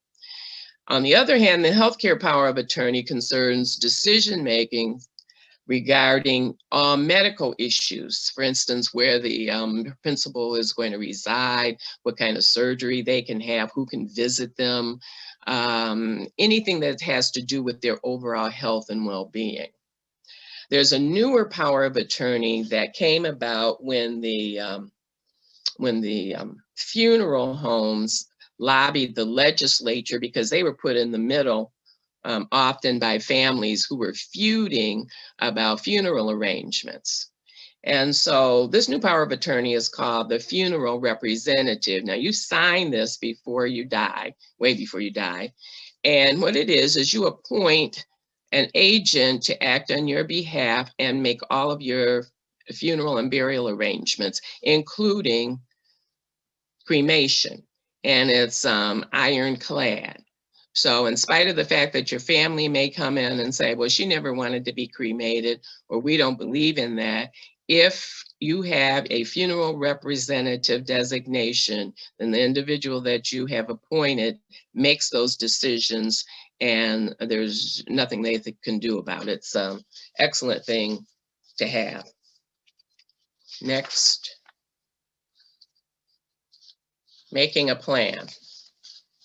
So estate planning doesn't have to be expensive. A lot of people don't tackle the issue because they think it will be expensive. There are some less expensive ways to handle it. There is in the state of Michigan a statutory will, and you can find that by going on to the internet and Googling Michigan statutory will, and you can pull up the PDF document. It's a fill in the blank document that's been created by the Michigan legislature that is legal. Anything that doesn't apply to you, you just draw a line through it. And at the end, you can print it out, take it to family members or a notary or your bank, and you can sign it, get it witnessed and notarized, and you have a will. Now, there's certain limitations. You can only make 2 gifts under this statutory will, and you can't do real property and a number of other things. So, but you should take a look at it, and it's free. It's called the Michigan Statutory Will. So, if you don't think that you can afford a complex estate plan now, start with what you can afford. For a young family or a single adult, that may mean a will, maybe just term life insurance and powers of attorney for your assets and healthcare decisions. Then let your planning develop and expand as your needs change and your financial situation improves. Life insurance is an excellent way to do some estate planning. The life insurance proceeds are not going to be taxed to the individual that receives them. So it's if you can afford it, get as much as you possibly can. Let's go to our next one, which is digital assets. So this is a developing area, digital assets. So digital property includes internet accounts, data, contractual and intellectual property rights in the digital world. The following are some examples of digital assets: email, online bank and investment accounts, credit cards, bill paying such as PayPal, Twitter, social media, Facebook, MySpace, LinkedIn, Apple, dating, ebooks, cloud accounts, and many, many more. I didn't realize that there were so many digital assets that are out there. And I have an interesting case that's developing. I had a mother come to me recently whose 21-year-old son committed suicide. And just prior to committing suicide, he had received an email from, I'm sorry, not an email, a text message from a friend. And as soon as he got this text message is when he killed himself. And what happened is she cannot access his account to find out what happened or what was said in that text message. So the Apple people told her that she has to open up a probate estate in order, because she doesn't know what his passwords or passcodes are. She has to open up a probate estate, and we've been working on that. I just filed it for her. But she has to open up a probate estate so that she can be appointed the personal representative and have access to that type of information. Another area where you have to, would be medical records. You cannot have access to those documents unless you're appointed the personal representative and a probate estate is open. But your next of kin may not be able to gain access to your digital assets or accounts even after searching online. They just may not be able to find it. Your computer's passwords may not be located. And like I said, the company holding the digital assets will probably not give you the passwords without a copy of the death certificate and the letters of authority. So that means that a probate estate is going to have to be open. If the person doesn't have a will, then what are you going to do? Someone is going to have to petition the court to open up this probate estate. Another case that I have, which is not digital assets, but it falls into this same category of having to have letters of authority and be appointed a personal representative. My client has a friend who died and she hasn't been buried yet. Her body is in the morgue and has been there for almost 3 months because they don't know who her next of kin is. And no one will touch the body. So we have to petition the court for her to be appointed the personal representative and get letters of authority. We don't have a will. We can't even access her things, her personal items, because we can't get into her apartment. And I know that's just an aside, it's not digital, but I wanted to mention that just so that you can see the importance of having an estate plan and having your thoughts together and things written down. One of the problems with this young lady is that she lived in an apartment and she did not have anyone listed to have permission to go into her apartment. So the management won't let her good friend go in there. So again, here we go to the probate court. But going back to the digital accounts, one of the things you're going to need to do is to make sure that you find a safe place to list your passwords and sign-in information.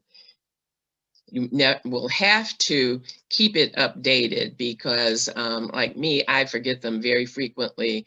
And so I have to change them all the time. And you know that if you try to sign in 2 or 3 times using the wrong password, they'll close you out. So you're going to make sure you have to keep that updated. Okay, next one. So the next few slides deals with estate planning vocabulary. Some of the terms I've already mentioned to you. On this first slide, we're talking about a will, the testator. At number 3, I want to draw your attention to the personal representative. This in Michigan, sometimes people use the term executor, but in Michigan, we use the term personal representative. This is the person who administers your estate once it's open. If you go down to number 7, it's at the bottom of the page, it talks about property. In the state of Michigan, we have 2 categories, basic categories of property, which is real property, which is land and buildings, and the other one is everything else. So that would be intellectual property, anything that is intangible. Then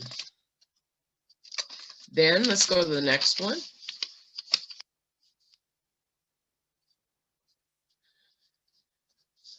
So number 9, I have a little mark there. I want you to pay attention to that. So I already talked about this title to property. You have to be very careful about how you title property.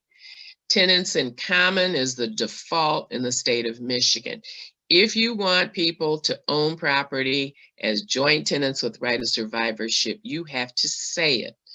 You absolutely have to say it. If you don't, if you fail to do it, it's going to be tenants in common, which means that everybody owns their own particular interest. If it's 3 people, it's divided into 3s. So each person owns their own 1/3. Most of the time you don't want that. So, and then I have community property there. We don't have community property in the state of Michigan, but that basically is something you see in states like California. But in Michigan, we have tenants in common. We have tenants by the entirety, which has to do with the husband and wife. in Michigan, if a husband and wife own property, if it says husband and wife or tenants by the entirety, that means that they own it. Same thing as joint tenants with right of survivorship. We've talked about the trust. Let's go to the next page. We've talked about already powers of attorney, the funeral power of attorney, and digital assets. So if you need to refresh yourself on anything that I've already spoken about, you'll see it in this estate planning vocabulary. And there are a few other terms that I didn't talk about, but you can read about them yourself. And that brings me to the end of my presentation. I don't know if there are any questions. We do have a few questions. One of the first question was, what does it cost to obtain a trust? Well, I would say it depends. It depends on how complicated the situation might be. For instance, if an individual has a lot of real property, like buildings or land where you have to do deeds, then that could drive up the cost. It depends also on whether the client wants the attorney to fund the trust, because you can create a trust, but it has to be funded. Without funding it, it's just like having a bank account with no money in it. It needs to have something put into it, like a bank account, car, furniture, house, something like that. But a safe range would to say maybe about $2,000. I mean, let me add one other thing, is that most estate planners, when they do trust, also include a will as well as powers of attorney. And then there was another question. It asked, do the procedure different for each power of attorney? Say that again. The question is, do the procedure different for each power of attorney? So if you have, I'm assuming the person who put the question in the chat wanted to know, so if there's different powers of attorney, are there different procedures for that? Like, I guess for medical, or if there's a different one for if you're going to be the personal representative, are there different procedures for each? Yes and no. They're definitely worded different, and there's different signing requirements. They all have to be witnessed, they all have to be signed, and they all have to be witnessed. And both the durable power and the healthcare must be acknowledged by the people that you're appointing. So you can't just make an individual or designate them to be your patient advocate. They have to agree to that position. And in a lot of cases, people don't want that experience. They do not want that. They don't want to have to make those types of decisions, so they'll say no. So part of the power of attorney is going to have an acknowledgement saying that the individual has agreed to that appointment. So to that extent, they're definitely very different. And a durable power of attorney can be limited. It can be as narrow or as broad as you would want it to. But the basic signing is different, and definitely the content of what you're allowing them to do. Okay, and then there was one more that I saw, and it may be more for a married couple. Do each of them need a trust, or is it combined into one? You can combine it. Okay. You can have a joint will as well. I don't do a joint will for people that have just gotten married.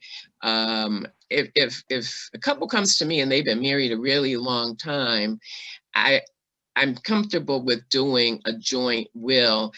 I had the experience of doing a joint will for a couple that hadn't been married for a long time. And as soon as that lady died, her husband chucked everything that was in it, and most of the property was hers.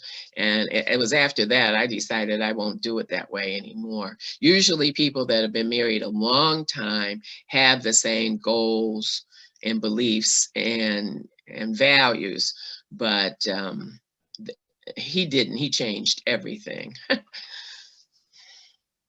All right, thank you. I didn't see any more. I don't know. I have a couple. Okay, so I have one question says, can the funeral power of attorney contradict with wishes that have been written in a will? I would say yes, because it's a separate document. And then the thing, what would happen is if you were doing them all at the same time, the power of attorney wouldn't contradict it. It would be if you probably happen if you went and did this at a later date. But I believe that and I don't have it in front of me, I believe that the funeral representative states, there's a paragraph that states that you revoke everything that you've said in the past. That's generally what you do. Okay, and then I have another one here. It says, is it best to do a trust or specify money and asset allocations in a will? Well, if the person came to me, I would ask them why they wanted to do a trust. And because just to do it without a reason, you might be able to do it with non-probate assets, which would be bank accounts or life insurance where you have beneficiaries, or deeds where you deed property. Some of you probably heard of a ladybird deed. You can do that. But a will, the thing about the will is the will has to be probated, and that isn't bad all by itself. It's but you do have to go through the probate process, so you've got the court involved and some of the other steps that have to go into it. Using non-probate assets is a really good way to handle things too. So if you had a bank account and you had 5 people you wanted to leave $100,000 to, you could make them beneficiaries 20% each. So in terms of estate planning, what you want to find out is what the person wants to accomplish. So that's the important thing, is why. I mean, you have to really spend a lot of time talking to them and find out the family dynamics, all those. That's what I find personally. Okay, I'm going to have to step in because we kind of need to continue on. There are, I think, a couple of more questions here. So Ms. Weiss, if you want to answer the questions via the chat, that would be good. And hopefully you could be as short as possible and they understand it. But we do have to, unfortunately, sorry everyone, but we were running a little bit behind and we want to make sure that we would get to our next speakers, okay? Sure. Okay, thank you so much. And that was so informative. I've definitely learned and gotten cleared up on a couple of things. Thank you so much. Okay. You want me to go to chat? Michelle. Yes, our next speaker, Dr. Chris Allen Shreve. Dr. Chris Allen Shreve has been in the field of mental health for the last 3 decades, seeing a number of counseling and treatment paradigm shifts related to patient care. In this time, he has also acquired an enormous amount of clinical knowledge and training as a doctor of mental health counseling. This exposure has led Dr. Shreve down the road to complementary and alternative medicine or wellness therapy. Dr. Chris believes firmly in the mind's ability to treat all of our issues, both mental and physical health disorders. He states the science of quantum physics and which our thoughts can create our world and realities, hold the keys to wellness and healing. Being in private practice with 25 years of counseling experience, he has worked with over 30,000 patients, including those with substance abuse, co-occurring personality disorders, traumatic brain injuries, depression, anxiety, and PTSD. Chris's approach to these disorders includes intensive psychotherapy as well as combining many holistic practices to create a very individualized and self-empowering therapy. Currently, Dr. Shreve is a director of the Shreve's Clinical Wellness and Trauma Center in Bingham Farms, Michigan. Dr. Shreve is an author with a new book coming out called Shut Up, Stop Talking to Me. The issues related to negative inner thoughts. Chris, affectionately known as Shreve O, loved to cook and entertain his friends and family, and is honored to be the proud father of 3 wonderful children, Zachary 29, Malia 19, and Mallory 15. Dr. Shreve. Well, good afternoon, everyone. And I'm Dr. Shreve, and I just wanted to introduce myself to everyone and just thank all the previous presenters for some wonderful information. And I just kind of want to bring some different things to the table today as we begin to talk about wellness and how we as seniors can start to live a more well life. I realized as I was doing this presentation, as I'm approaching 60, that I think I'm in this category now. So I didn't realize that I might be talking about myself right now. So I just wanted to say thank you for having me, and I'm representing the Metro Detroit Corvette Club, as well as Dr. Shreve's Clinical and Wellness Trauma Center. So I want to get started with our presentation and talk about the impact that COVID-19 has had on the entire world.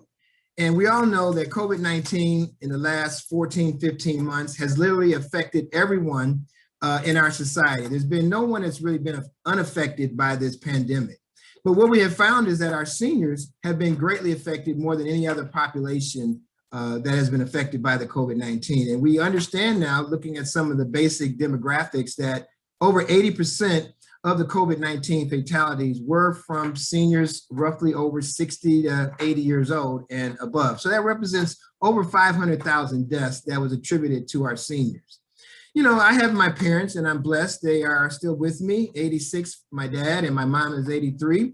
But, you know, we were very concerned with them as we were going through this pandemic. My parents are fairly active, my mother more so than my dad, but this last 14 months has literally rendered them, you know, isolated from everyone for fear of obviously contracting the COVID-19. And I don't think that's just significant with my family. I think that speaks to all of our seniors who have been sort of in a state of isolation, loneliness, and just literally being trapped. You know, some of our family members who are in senior citizen homes and assisted living facilities have literally been trapped.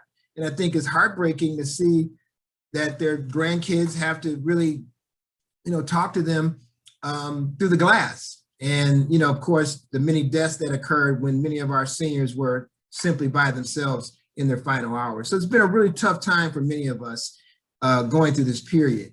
And I think the increase has also been in our family systems. We've seen, and I just had a patient tell me yesterday that one of her families, both the mother and father, were taken from COVID-19. And so that's leaving big gaps in many of our family systems today. And so I think what we're seeing also with our seniors is an increase in anxiety, depression, and just fear, overall fear, because no one really knows how to predict what's happening with this pandemic. We didn't have a precedent set to help us understand what to expect going through this. So all this was very unknown, and that obviously increases a lot of fear. Unfortunately, we have seen some negative things that have occurred with the pandemic, and that's related to the increase of chemical dependency, the increase of prescription medication, as well as alcohol abuse. And of course, we know that being isolated and struggling with anxiety and being away from our families, people tend to medicate those issues with, unfortunately, alcohol, drugs, and pharmaceutical medication. Another thing I think we've seen, and this has affected my family, because seniors are not getting out and doing just their basic physical fitness activities, we're starting to see a decline in cognitive and physical health, which leads to more slips and falls. And I think it back trails to the other presentation about seniors being more at target and being victims when you're cognitively not as sharp as you used to. And I've noticed that with my own self in the last 14 months, that my memory has declined. And I do believe that's the effects of COVID. But I think overall, the effects are still being researched as to how this pandemic has affected us all. So we'll continue with our presentation on a more positive note and talk about where we're at today and how we can get back to being well. I think, what I'm seeing in my practice and hearing from many of my colleagues is that the pandemic is affecting us in many different ways. And I think a lot of the ways that we're being affected is related to the 7 areas on this wellness well. So I want to kind of talk about tips that we can use, that we can all use, but specifically targeted toward our senior population to help us get back to being well, dealing with the effects of COVID-19. So the first prong of that wellness well is going to be physical tips.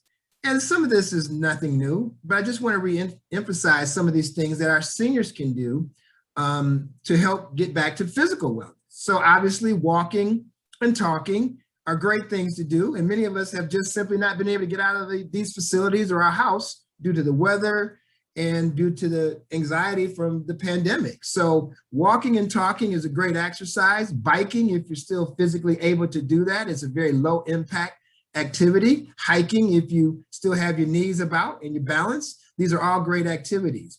I want to also talk a little bit about the effects of Tai Chi and Qigong and chair yoga. This is getting more into energy medicine and talking about the things that many of us can do simply right in our houses, right in our own living rooms. Chair yoga can be used to stretch the body in a number of different ways, specifically those who are in a wheelchair or who have mobility and balance coordination issues. So the chair yoga can be implemented very easily. There's a lot of videos on YouTube where you can be instructed on how to do some of these activities. I want to also talk a little bit about some of the isometric and isotonic exercises. And many of us have probably not even heard of those terms, but it's really just using the body against the body to strengthen the muscle. So for example, you can place one arm over the other arm and have your left arm push down and the right arm push up. And by doing that, you're strengthening the bicep of your left arm. And if you switch position, you'll be strengthening the bicep in the right arm. So these are things that we can do right along at home. Swimming, water aerobics are very safe, fun activities that seniors can do, especially if you're struggling with issues with hip problems and arthritis. Water aerobics can be a very good thing to engage in, especially as we're now getting back out into the world because many of us are now vaccinated. The other things I want to talk about briefly, as I could go on and on for hours really talking about these things, are nutritional and dietary modifications, including dietary supplements, and vitamins, and things of that nature. I also am very big on hydration and body detoxification. Many seniors are taking medications, and we have been more of in a sedentary time for the last 15 months. And I think our body has been building up a lot of these toxins that are accumulated and sometimes don't flush out. So I'm really big on hydration, which is really adding more water to our diets. And then I'm also big about detoxification and flushing out some of these impurities. I could go on and on, really just simply on that last bullet point for hours. So these are some of my health tips that I think seniors can implement very quickly. I want to move on. We want to talk about emotional health. Now, emotional health is a very big area that I work in as a private practitioner, and I teach patients a variety of different of these techniques. So in terms of emotional health, we're talking about our moods, how we can regulate our depression, our anxiety, and things of that effect. So of course, the biggest thing on my list is meditation. And I can talk about the benefits of meditation in a number of different ways and spend the rest of my time on this presentation just talking about the effects of meditation. But meditation primarily quiets the mind. And when you can quiet the mind, you can think clearer, you can make decisions better, you can reduce some of that anxiety and depression that's in the body. And it also, if we know how to use meditation, it can be just as powerful as exercise. There are many studies that will tell you solid meditation can increase your metabolism, which actually can reduce weight. You can meditate to increase the health of your body. And there's been many studies that have suggested you can reverse the biological clock simply by meditating. So I could go on and on forever talking about meditation. Exercise obviously is one of those things for mental health and emotional health because it changes the neurochemistry, it changes our hormones, and you can immediately exercise and it changes your whole way of thinking, and you obviously feel better because you're increasing the levels of dopamine, serotonin, and other neurochemicals that are important for well-being. I can't talk enough about sleep and sleep hygiene. Many of us through this pandemic have just not slept well. And so there are many different ways to approach your sleep pattern.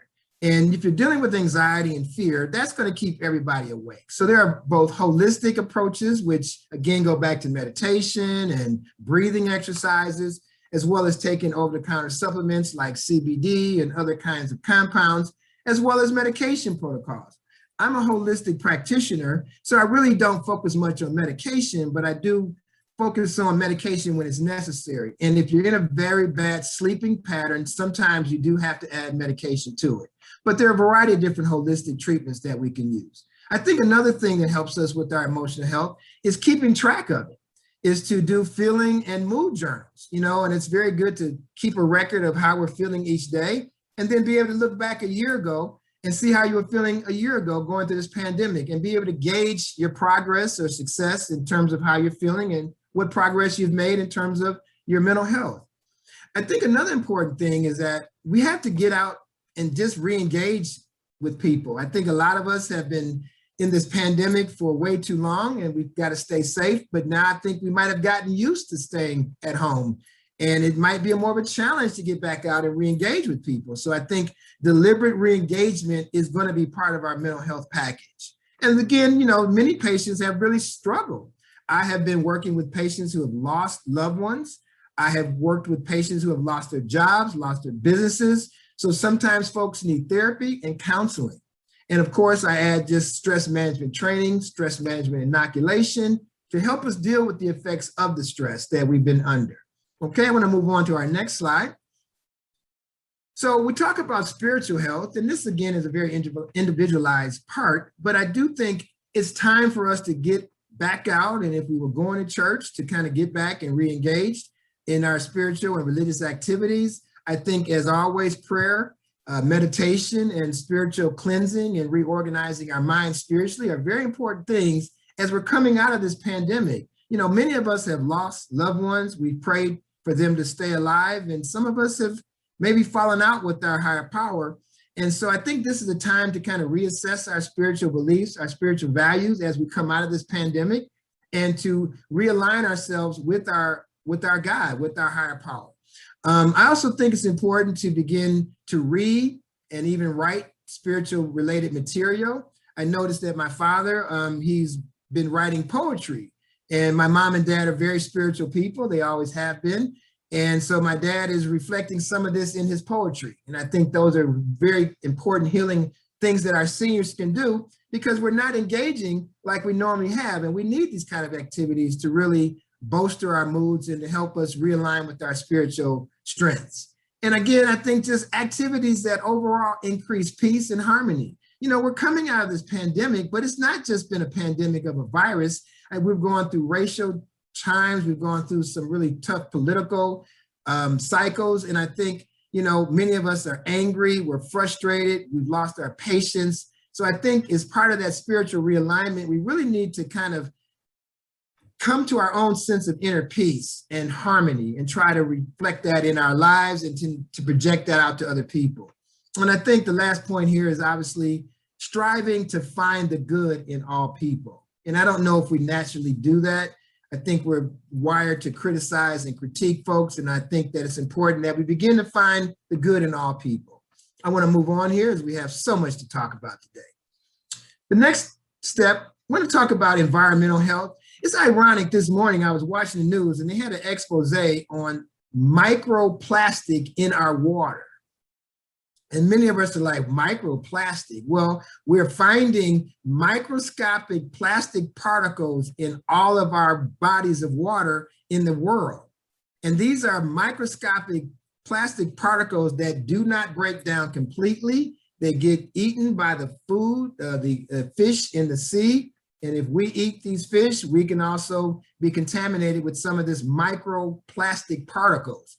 So we need to become more environmentally aware and responsible. I see so much pollution in our society, in our streets, in our neighborhoods, and people just have no regard for throwing things out the window and polluting our planet. And so I think it's maybe a role that our seniors can play to role model what it is to have this environmentally aware consciousness.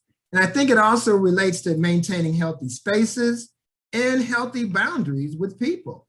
You know, environmental health is not just external, but I also think it is very much internal. You know, I'm very big on toxins and pollution, and I've been reading a lot of studies on how the toxins in our atmosphere are really getting inside of our bodies and causing cancer. It's a long discussion, a long chemical discussion, but you know, toxins build up in our body and they begin to wreak havoc in our tissues. I just saw a documentary last week and the doctor said that only 2% of cancer is genetic. 98% of cancer is environmental. And that is an agreed upon research finding from most medical practitioners today, that there's really no foundation to support the genetic theory of cancer. I've told people that for years, as well as mental health. Much of this is toxins and how it's affecting our bodies. So again, it's important to remove toxins from our bodies if we can. I promote what they call a BioFoot detox, which is a device that sucks the toxins right through your feet. It's a very horrifying experience when you see the water that was clean and now you can't even see your feet in it because it sucked all the toxins right out of your body. And it's a very horrifying experience, but it's a very freeing experience to realize you have gotten all this toxin out of your body.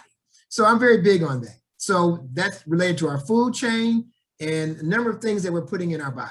So I think it's also important to remove toxins and garbage from our neighborhoods and to set examples to others. I want to move on from here. Social health. Wow, I could talk about social health all day, and I don't think any of this is very new to anyone, but you know, COVID has had an effect on all of us socially. You know, it's created isolation, distance from families. Our rituals and traditions have been interrupted. In fact, many of them have been ceased because of the patriarch and matriarchs of our families have died because of COVID. So I think it's time for us to realign our social networks, our family networks, and to pass the chain and pass the buck and the baton or torch, if you would, to new family members that can take over some of these family traditions. I think it's also important for our social health to begin to deliberately reach across the board and to connect with others. You know, I read a study last week that was talking about racism and anti-racism. You know, and I think today it's important that we just not only, you know, retreat back from our racist or, you know, views of others, but that we reach across the board deliberately to demonstrate anti-racism. And I think that's important in our day and time. Creating new relationships, strengthening current relationships. And I think it's important that we all strive for unity and community because our neighborhoods, our cities have been ravaged by the effects of COVID-19. You can see many businesses are closed and many of them are not reopening, unfortunately. So we've got to come together to strengthen our communities and to check on our neighbors and certainly our seniors. I live in the home that I was raised in. We've had it for 55 years in the family. And so I'm growing up now with a lot of my neighbors that grew up with my parents. And so I'm stepping out and reaching out and making sure that I look out for these folks on my block, you know. I want to move on to our next slide, and that's looking at occupational financial health. Now, we've certainly had some great information today about financial health and how to keep your numbers tight. And I just kind of want to reiterate some other things briefly. You know, the body is designed to stay in motion. It's not designed to sit down and stay down. You know, many of us, due to the effects of COVID-19, we've been forced to sit down. We've been forced to be alone and forced to be at home and away from everything. And many of us have gotten lazy. We've gotten overweight. We've gotten out of shape. I'm kind of talking about myself. But so we want to keep moving. and we want to get back into shape, and we want to do something. You know, you want to get up and get going again and come out of this pandemic, not just surviving, but thriving, you know? So don't be afraid of technology. I don't think I heard that in the previous presentation. It was great information, but I deal with the mental health side of things. And I can tell you a lot of our seniors are very intimidated and afraid of technology. And I think that's something that we have to challenge ourselves, and we have to find ways to get more immersed in the technology, such as doing banking and all these kind of things in the cyber world. I think it was a rude awakening for many of our seniors when COVID happened and they couldn't get to the bank, because a lot of our seniors bank the old school way. They go to the bank where they keep money under their mattress. But a lot of them were excluded from the technology of simply doing banking and paying bills. And then, you know, getting inside of a bank, you literally could not even do that. So it's important that our seniors, I think, you know, reach out into that area of technology. And if they're not sure of how to do it, ask some of your kids and grandkids to kind of get you in the loop. I think the one thing that's important about financial and occupational health is to live within your numbers, and to make sure coming out of COVID that you're clear about your budgets, that you're clear about what's in the bank, that you know right where you're at financially. And that really gets back to mental health. And I tell my accountant all the time, you're the greatest counselor that I know, because when you keep my numbers right, I sleep better. So when you sleep better, you feel better. So I think that's very important, to live within your numbers. And, you know, listen, I ran out to Sam's Club the other day when I heard the news of toilet paper and all paper products going to skyrocket in June. So I went and bought a year's supply of toilet paper, paper towel, and everything else, because we know there are going to be increases in food and paper products and everything. We're seeing increases. Building supplies, I was amazed to hear that a sheet of plywood went from $8 to $52 for one sheet of plywood. So even building materials. So everything has gone up because of COVID. So we really need to take a look at our numbers. And you know, last thing that I really want to talk about is make your money, allow your money to be your ministry. You know, a lot of seniors have accumulated wealth. And, you know, we've heard in the financial planning and estate planning presentation, which was a lot of great information, you know, finding out what you want to do with your money, you know, with your time. You know, coming out of COVID, this is a great opportunity to create a lot of businesses, new financial opportunities, coaching and mentoring. A lot of our seniors are sitting on a lot of information and knowledge. And I think it's time to put that money and your knowledge and make it your ministry.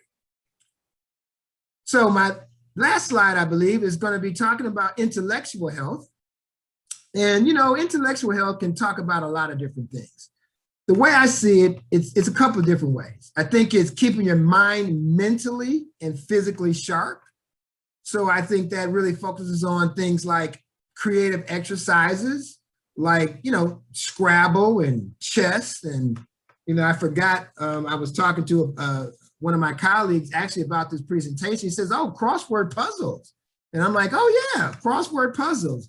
These are things that keep our mind sharp. And if you actively practice, you know, playing chess and checkers and, you know, things of that nature, it helps to keep the mind mentally sharp. I also think focusing on creative exercises, you know, gardening, writing, candle making, doing artwork. These are all creative exercises which all help our intellectual health. I think, you know, being open to new ideas and concepts. You know, I can't tell you how many paradigm shifts I have seen and heard of since now we're coming out of COVID. There are going to be huge financial shifts, I believe, in the coming years, where we're moving more toward a digital economy. I'm not saying that money is going to disappear or paper money is going to disappear, but we are looking and moving more into the area of digital economy. I just went and bought a cup of coffee this morning and they said, oh, we don't take cash. Do you have a credit card? And I'm like, yeah, of course. So a lot of businesses don't even take money anymore. And so if our seniors are used to using cash, sometimes they're not going to even be able to use cash. And we used to think cash was king. So we're moving into a different paradigm shift. So our seniors, I think, have to be open and aware of where these paradigm shifts are occurring. So to wrap up things, I think it's important to take time out for ourselves to engage in what I call mindful exercises, just going to the beach and just quieting your mind, closing your eyes and listening to the water, listening to the birds, listening to everything and just taking a time out to just allow our minds to refresh. I think that's so important, especially coming out of this pandemic. Lastly, I want to just again reiterate the reading and writing and journaling. And I think, again, to focus on those kind of activities, which is also a creative exercise, along with, meditation and these kind of activities, I think are really important things for our mental and physical wellness as we come out of this pandemic. So I just want to wrap and say, it's about it. We have to bounce back to wellness. COVID has robbed us of people, families, loved ones, money. I've told people that some of us have lost a year of our lives with COVID. But you know what? Thank God for vaccines. Thank God for medicines and help. So now we can drive our way out of this pandemic. So I think, we need to understand that we are survivors of a pandemic. We have all been impacted in some way, that we know that some things have changed, that our lives may never be quite the same. But beyond that, it's time to heal ourselves. It's time to come back out and play. It's time to get our lives back. And it's time to focus on our physical and mental health wellness. I want to thank you for your time today. And do you have any questions for the doctor?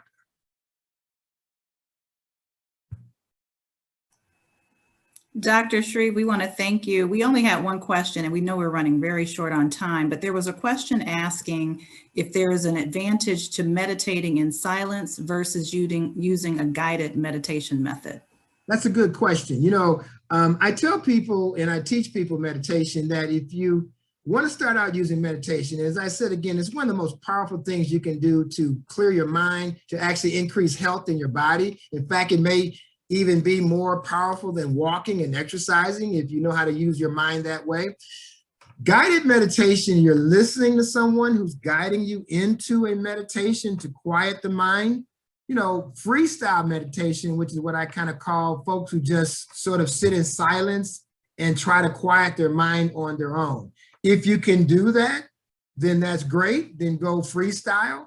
If you can't get that mind to shut down, then go with guided meditation. The book I'm writing called Shut Up, Stop Talking to Me is a book about that negative inner mind that does not shut down. So sometimes you need other techniques in addition to like meditation or breathing exercises to simply get that mind to quiet down. So if you can't do that with just freestyle meditation, then go with guided meditation.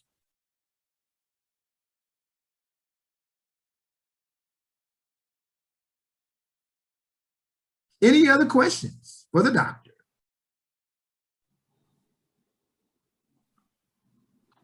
No, I think that's it. Dr. Shreve, we appreciate everything. That's been a good presentation. So much to take away on that. We appreciate your time. And well, we want to make sure everyone has your contact information also. Okay.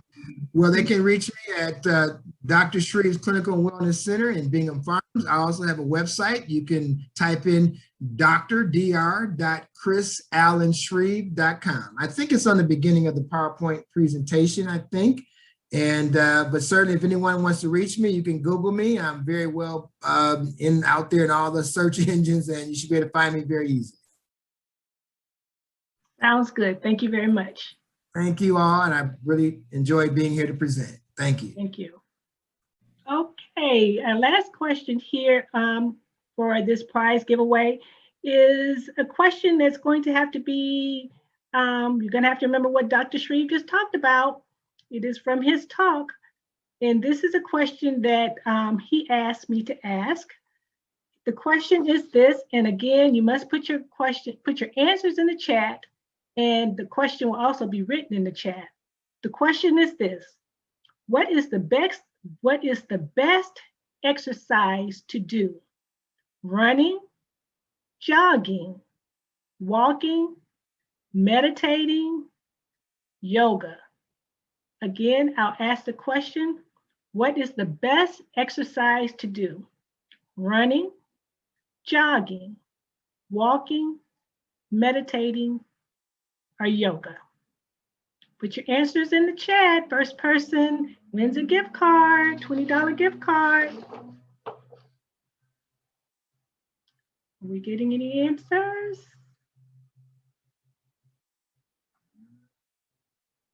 Do we have a winner? Da, na, na, na, na, na, na. Prize team. Bonita, it's Candace. It looks like your winner was Lynn Rose with meditation. I believe that was. Okay, that is the correct answer. Okay, Ms. Rose, we will make sure that you get all of your goodies. Thank you so much. And we will just keep it moving. Thank you. Okay, we're going to move around just a little bit, and we're going to have chair yoga by Regina Bias from Simply Well. And this is something Ms. Bias has written for us. Yoga has been a consistent part of her life for the past 12 years. She says, my practice has helped me to build strength, increase flexibility, cultivate inner peace, sustain weight loss, and develop friendships. To say the least, the benefits of my yoga practice has been amazing. I will continue to seek ways to deepen my practice as a lifelong learner. I completed my 2-hour yoga teacher training with Beaumont School of Yoga Therapy. In my classes, I love to combine meditation, relaxation, breathing exercises, and a creative flow sequence appealing to both beginners and intermediate practitioners. I hope to inspire you to deepen your practice by connecting you with your mind, body, and spirit. After sharing your practice, I hope you feel relaxed and renewed. Namaste. Take it away. Hello, can you guys hear me? Yes. Okay, and can you see me?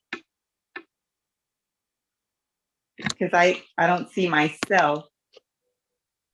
Yes, we can see you now. Okay, so if you could spotlight me, and then I'm going to go ahead and get started. But my name is Regina Bias, as she just said, and I'd just like to welcome everyone. And I was actually trained through Beaumont School of Yoga Therapy, which is through Beaumont Hospital. So it was a 200-hour training. And then I'm also currently in another training right now, which is a 300-hour, which will give me 500 hours of yoga teacher training. So one of my passions is yoga, but I'm also a teacher. I've been teaching for over 20 years, and I have 2 more years and I will be retiring. So one of the best things that I think that we can give to ourselves is our wellness, our health. And we've just been blessed today to receive so much information in terms of planning and just in terms of just health and wellness. So I'm going to do a chair yoga with you guys, and I'm going to talk about some of the props that we're going to be using. So if you have a chair, you need a sturdy chair, and some of the props that you can use to make this poses more accessible. I have a yoga strap here. Yoga blocks also come in handy, and also a blanket. So today we're going to start with a short meditation, about a 30-second to a minute long. And we're just going to take a few seconds to just gently maybe close your eyes or just gaze maybe 4 feet in front of you. Just relax your shoulders back and down. Just notice your sit bones connected to the seat. Notice the feet on the floor. And just notice your breath. And just take a few moments to silence yourself.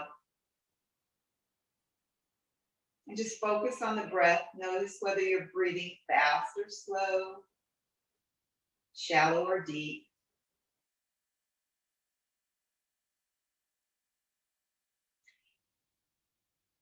And on the next breath, take a nice, deep inhalation in through the nose. And then open the mouth and just ah it out. Maybe place the palm, the left palm on the belly and the right palm on the chest. And this time as you inhale, notice how the belly feels. Maybe inflates like a balloon and the chest expands. And then slowly release the breath out through the mouth. And so the breathing is very important in yoga because it soothes the parasympathetic nerve and also your sympathetic nerve. So the parasympathetic nerve is that nerve that allows us to rest and digest. And then the sympathetic nerve is that fight or flight. So we want to soothe that feeling and just be able to settle in. And yoga is actually a moving meditation. So we're going to just take our arms and we're going to have them out to the side. So a modification, if you're not able to lift your arms up, you can just have them down to the side and just stretch through the body. Or you could just begin to raise the arms and maybe bring them into a cactus position. Or maybe inhale them up over the head and relax the arms, relax your shoulders away from the ears. And then exhale and release the arms back down. So we're going to take a nice deep breath in through the nose and inhale the arms up. And then exhale the arms back down. One more time, inhaling the arms up.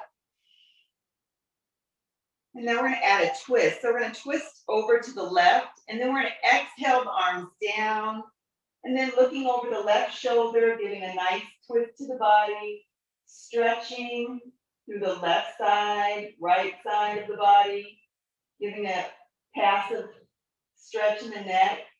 Then we're going to inhale the arms back over the head, turning to a neutral position. And then we're going to exhale to the right side, giving a nice gentle twist to the right side of the body.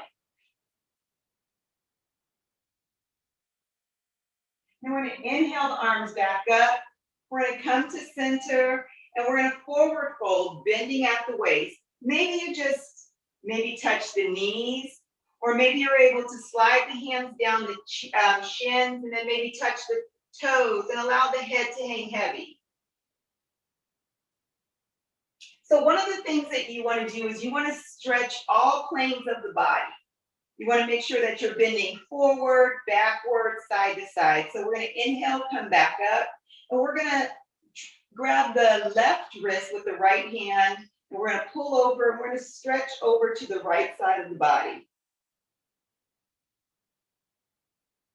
We're going to do the same to the opposite side, grabbing the right wrist, stretching over to the left side,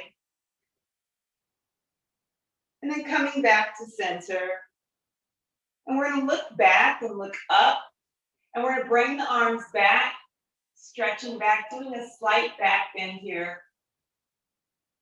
And then we're going to bring the hands into prayer. So one of the things about stretching is when we don't stretch, what happens is the body starts to restrict itself internally. So as you stretch, it affords you to keep the body pliable. Another thing that you can use the chair for, not only is for sitting, but you can use it for balancing. So I'm going to use the back of the chair for some balancing poses. So I'm going to do some warrior poses. So I'm going to take a giant step back, and I'm using the chair to balance, and you can hold on to the chair here for balance. So one of the things that happens is we need to strengthen our balance here. So you can either raise the arms up, or either you can have one hand on the chair and one hand up, or you could extend out into a warrior two pose, and you can balance here. If you feel you need the chair, then hold onto the chair. You can also do these poses in the chair. So the way that you would do a warrior pose in the chair is you would toe ball heel the full foot over on the right, come over on the chair here, extend the leg back, and you would be here. So you can balance here. And then the same on the opposite side. Coming back to the seat, you can toe ball heel the left foot over behind you. Extend the right leg open. And then extend the arms up. So the chair is a great way to balance and assist you. And if we have more time, I'd love to do a nice flow with you guys. So I just want to thank you for this time. I know that we're very short on time, so I said that I would keep it at 5 minutes. So thank you for this time, and I hope you guys stay well, be well, and namaste. Thank you.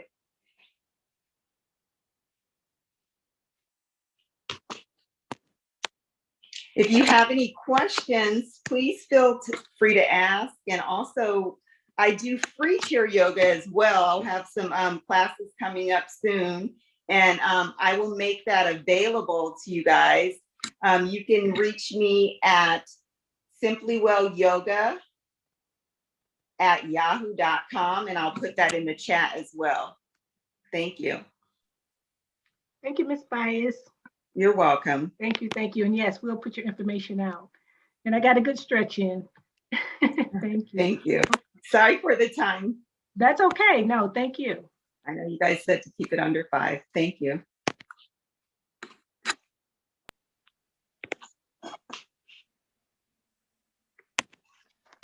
Okay, thank you. So next, we're going to have our next speaker, Tamara Perrin. Tamara Perrin is a lifelong advocate of education, a graduate of Detroit Public Schools, who has earned degrees in industrial and applied sciences in industrial technology, a journeyman skilled trades and draftsman's detailing a Master of Arts in Adult Education. She worked in the counseling and substance abuse field for UAW GM as an employee assistant program as a certified professional for 12 years before retiring and moving into education to share her knowledge and skills. Teaching in several disciplines, science, technology, social studies, language arts, and drafting for both public and private schools as paid and volunteer employees to promote and advance the literacy level of others.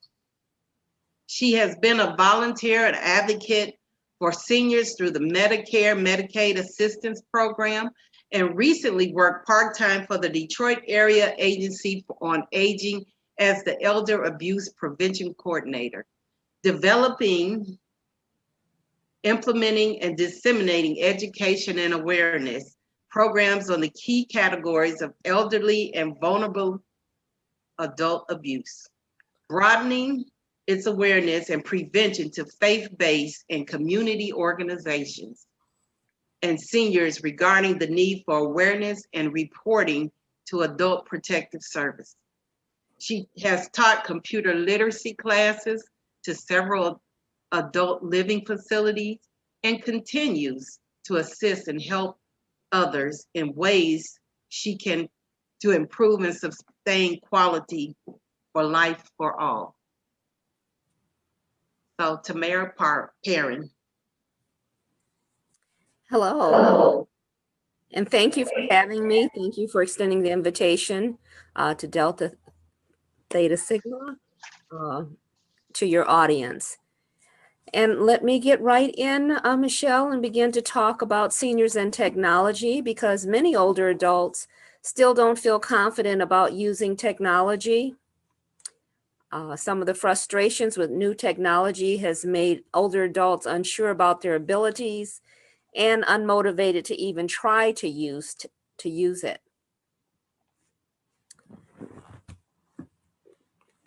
So do you see my screen? Not quite. You want to make sure you go ahead and hit screen share, and it'll be available for all of us to see. So you should have that. I thought I had that on screen share. You have to.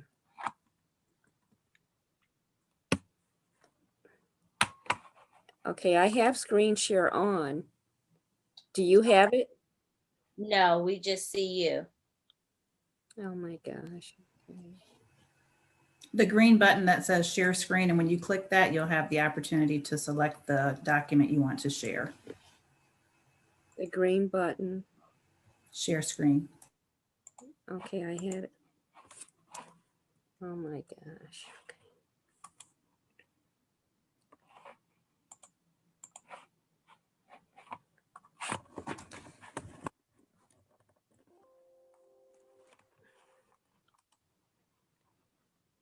I'm looking for the share screen, but I don't see it. It should be on the bottom, across the bottom of your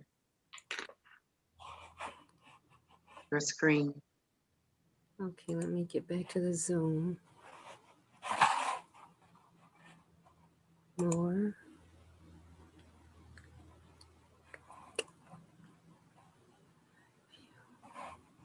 I can't even find you on my screen here. Let me pull up your document and then I can share it for you. How about that? Okay, that will work because I'm not finding your screen share. I thought I had it set up. Do you see it now? No. Okay, well, you can pull up the document and we'll go from there. Thank you for your patience. Appreciate it. Thank you. Okay. This was the only document I had, so we can make it work from here, okay? Okay.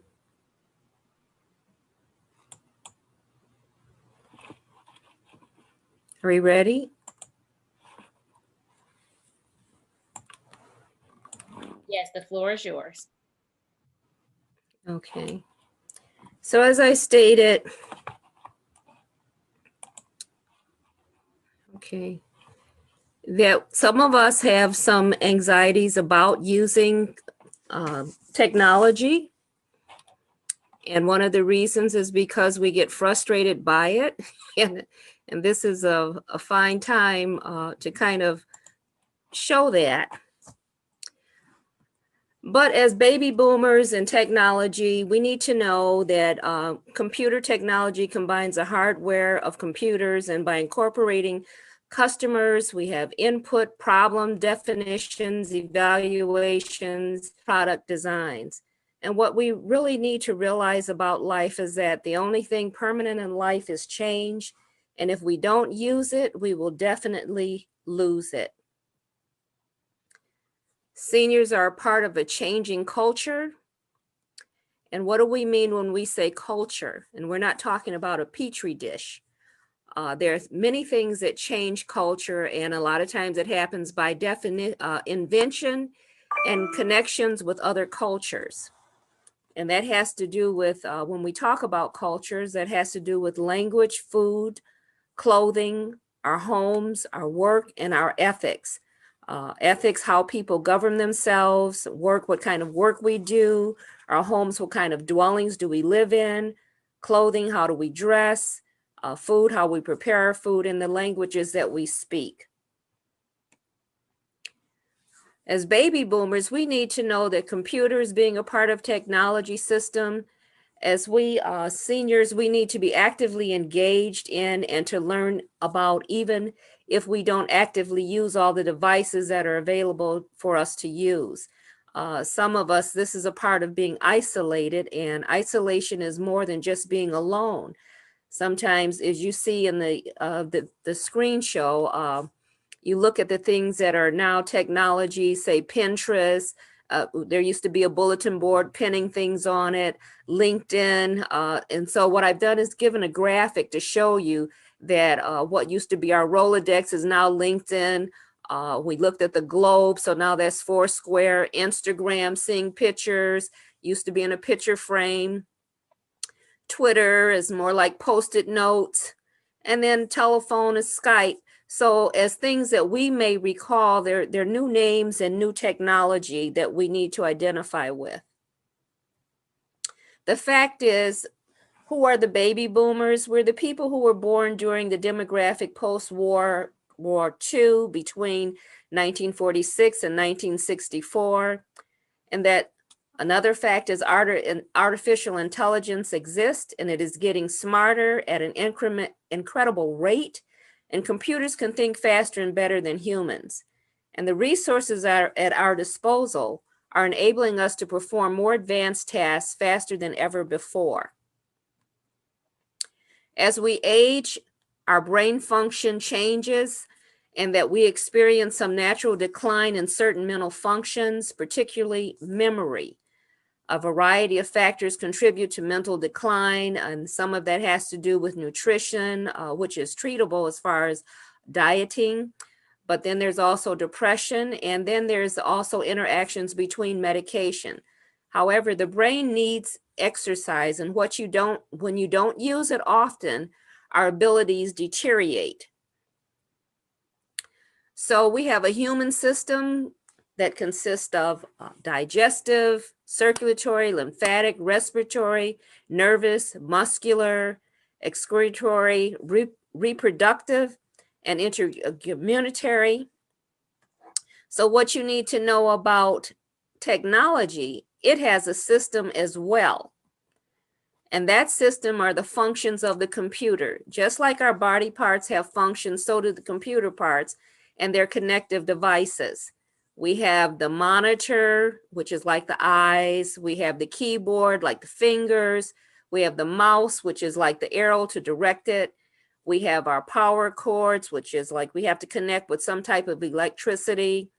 So as you see in the graphic, you see a monitor, you see the central processing unit, which is like the brain, the mouse, and then the keyboard. And below you see what is like to the very left of the screen is the they call it the thumb drive, but that is a USB port. And then you also see a device where you can plug it in, meaning you can transport that data that is on your hard drive and carry it with you so that you can plug it into a different device. And then we have to deal with email and our smartphones.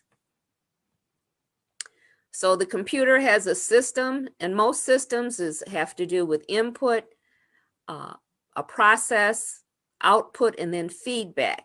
And these are some of the computer systems and the processes that we use: the headphones, the printers, the speakers, scanners. These are all part of that computer system.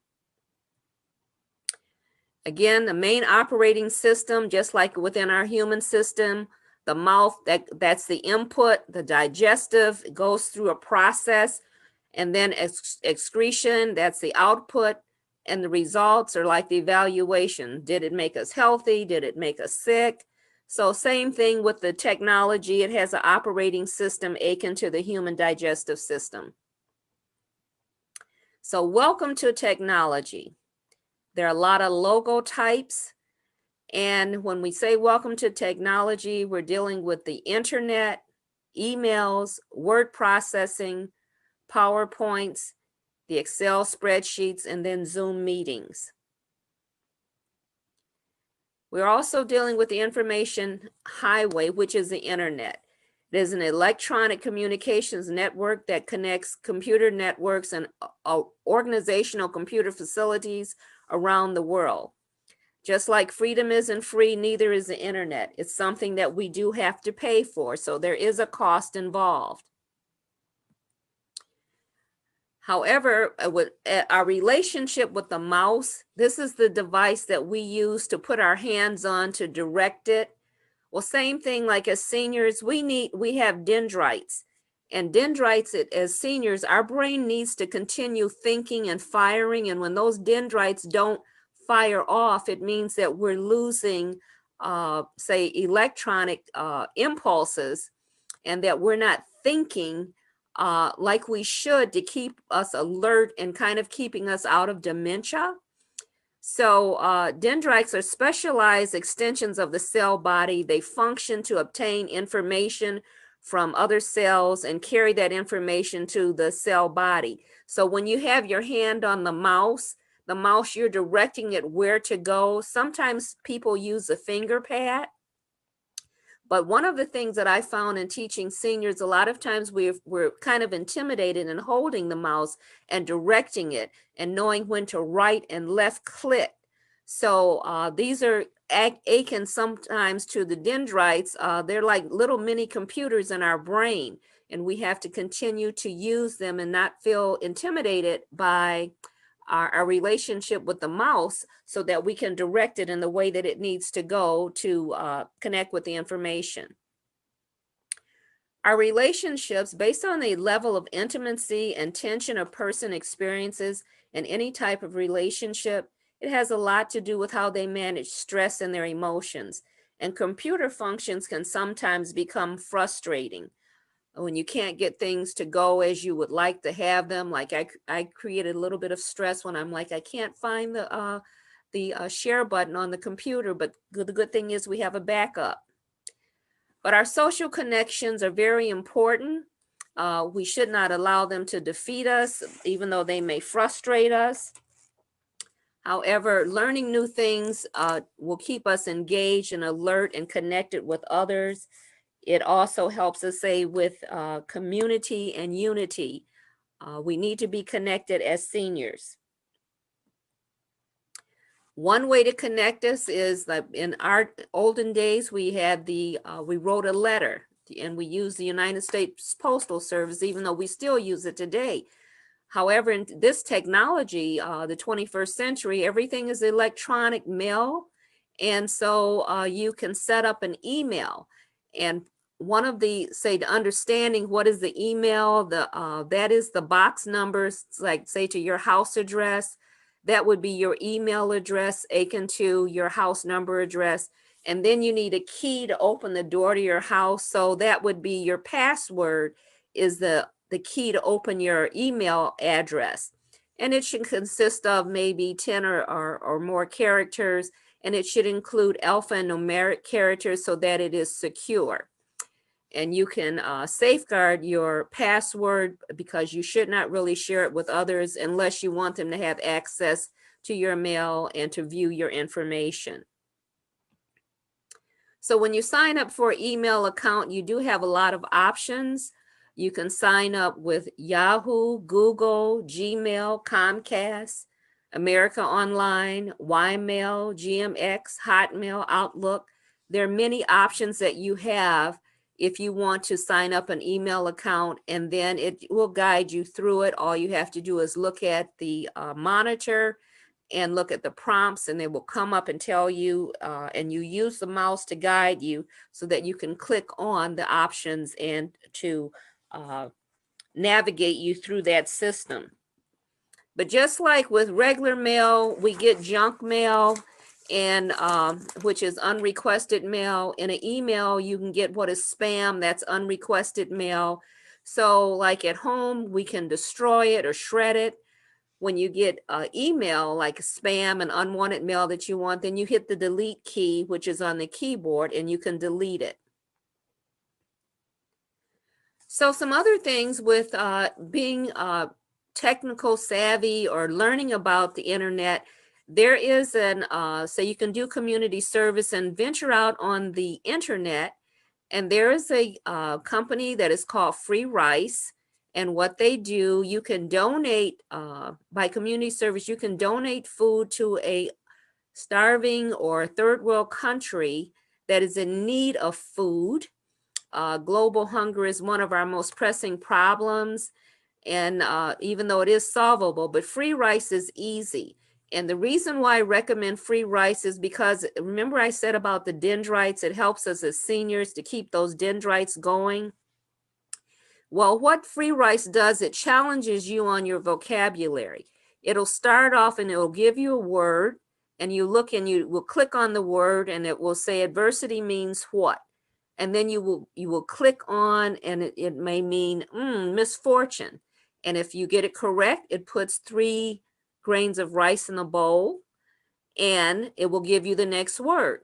And it's only to help you to keep your dendrites growing. It improves your literacy skills, and you're also donating rice to a third world country or helping to saving and changing lives of others around the world. It will take you at higher levels, the more words that you continue to do and to challenge you. But it is a very good game that you can play, and it's free. And then you can also share that with your grandchildren or children to help others who are having literacy problems or wanting to be challenged in their vocabulary skills. Another thing, when you use the internet to navigate and explore your concerns, there's other areas that you can explore, like your health benefits with Medicare.gov. You can also explore, say, for getting postage stamps. But then again, you also must be cautious because, as one of the earlier speakers stated about scams, you have to be careful that you're warning that people may be trying to hack your computer. So you will always keep a backup file, but you can use the computer to help you get organized, and with your passwords, your account numbers, your medical records, your transportation, real estate, stocks, bills, groceries, and contacts.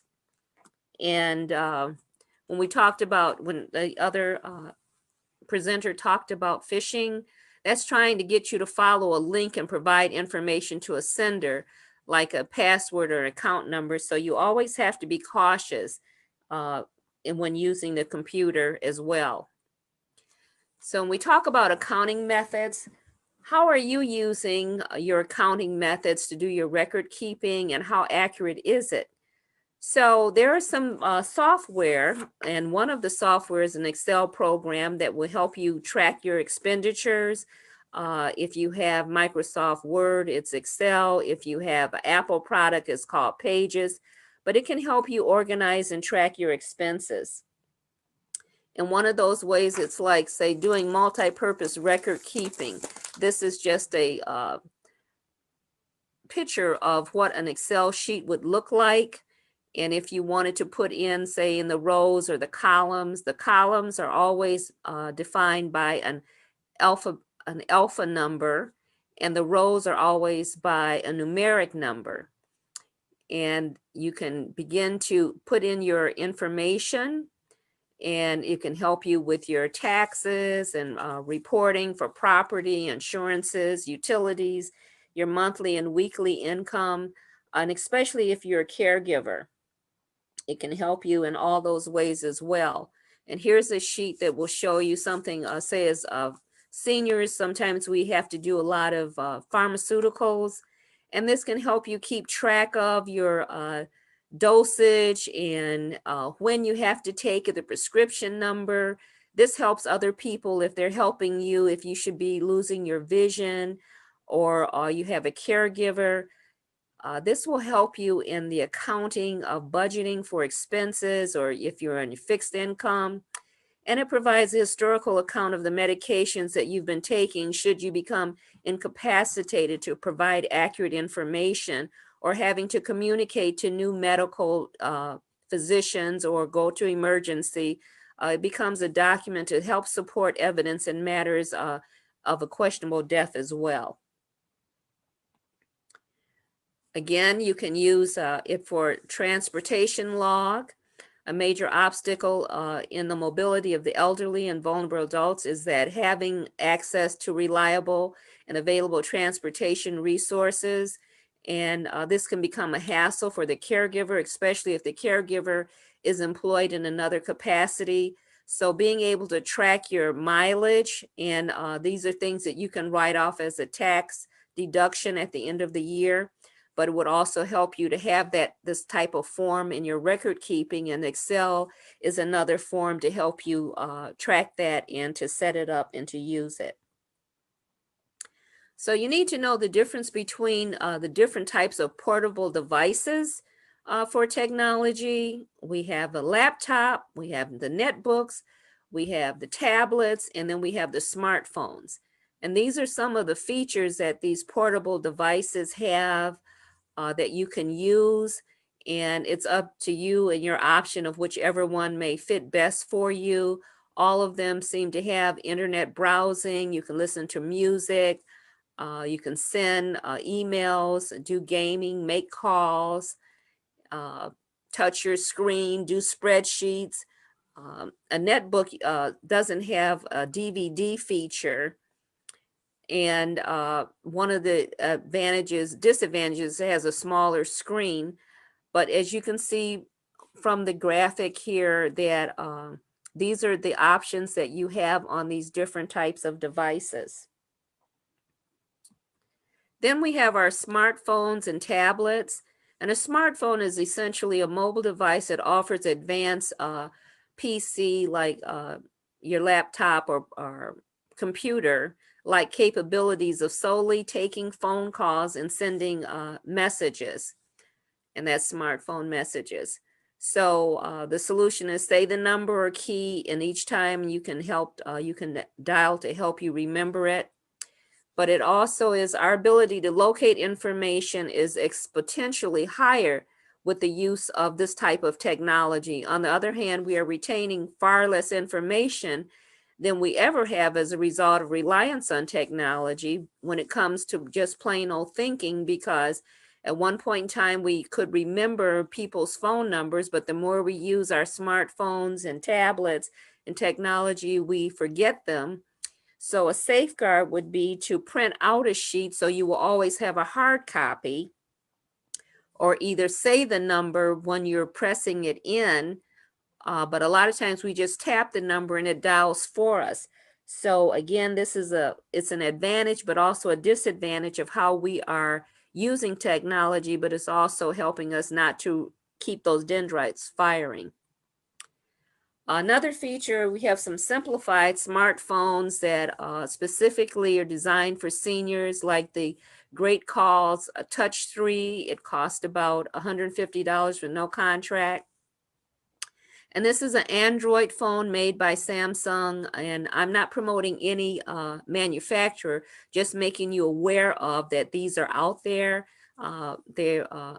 AARP also has different contracts for seniors as well, using purchasing certain phones. But this has a 4-inch touch screen and provides a simple menu list to often use like your phone features, text messages, take pictures and emails and internet, along with your contacts and apps. And then the typeless communication is the SMS language, which means that,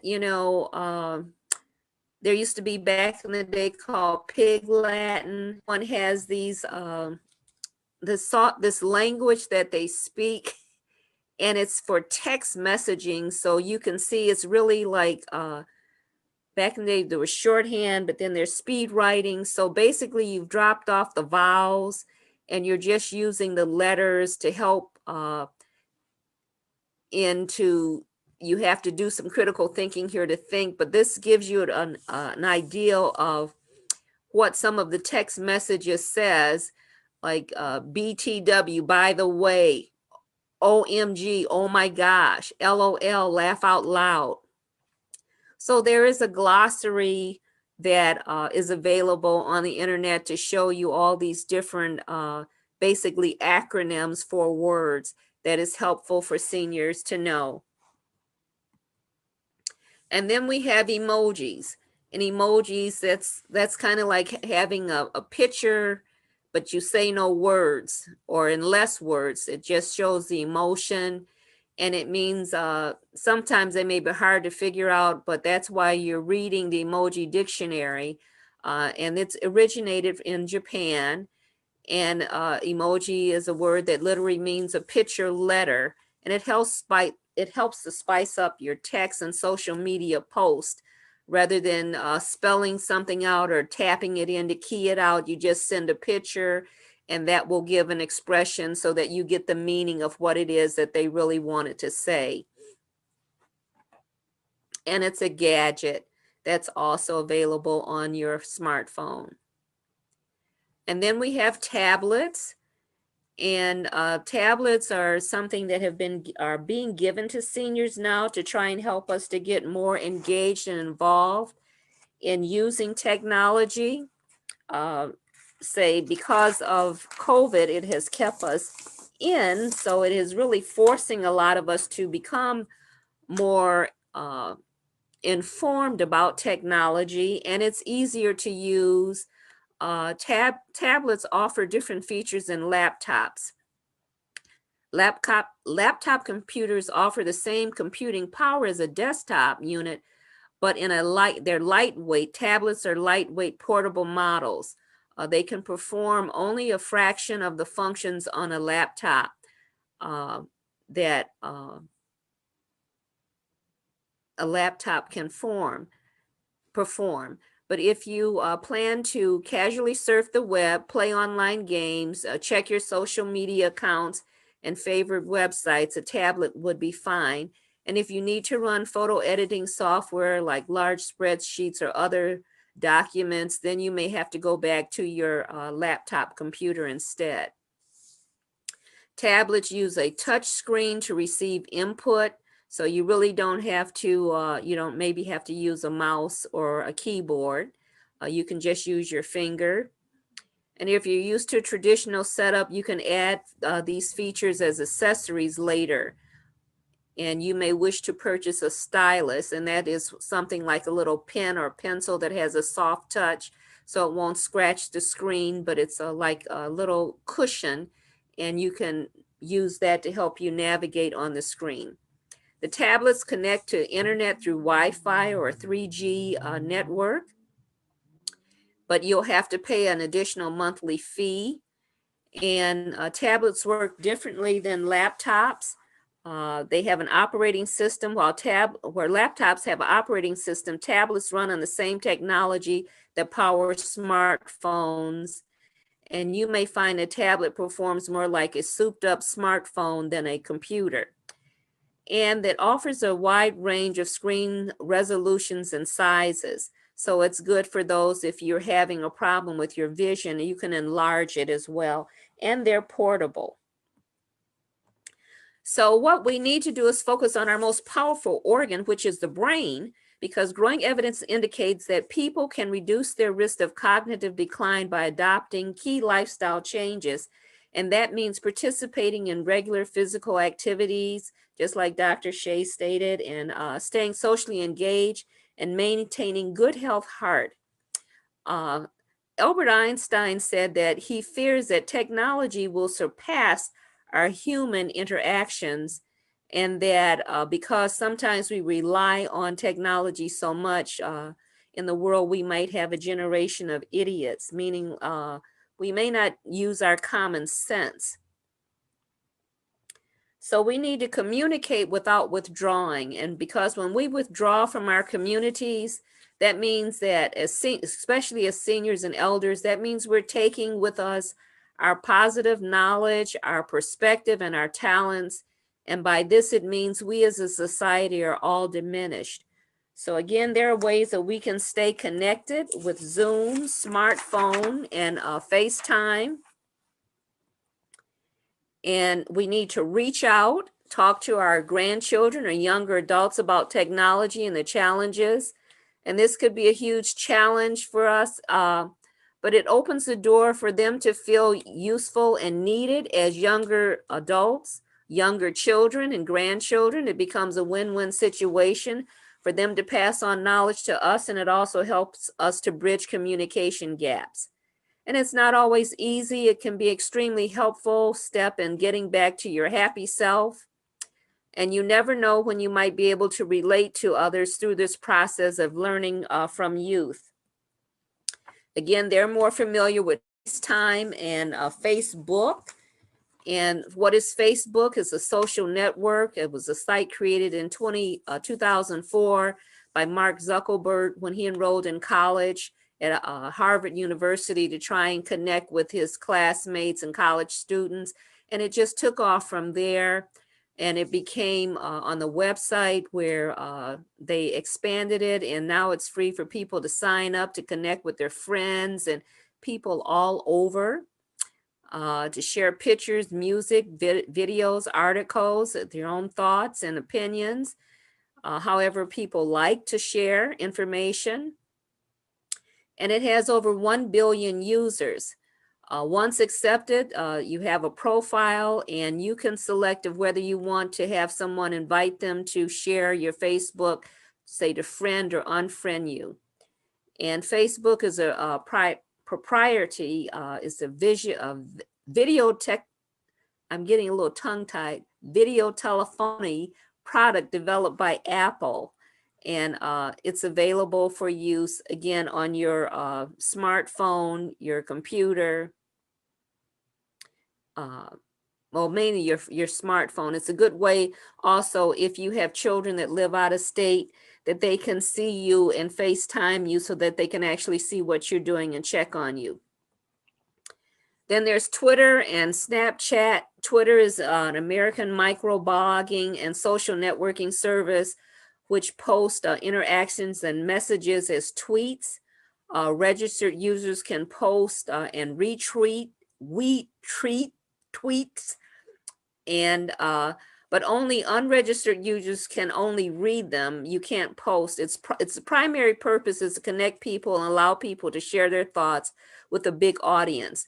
And you can also, Snapchat allows you to put little pictures on, fun and laughter to make things kind of look silly and ridiculous, but it brings a smile maybe to some. However, the good thing is being in Michigan, Michigan has now partnered with the Michigan Department of Health and Human Services, and they have free to seniors. It's called Get Set Up. And this is an adult learning service that will help you. You can go on, it's free. You don't have to pay for the classes. You can go on and sign up and learn all about so many different things.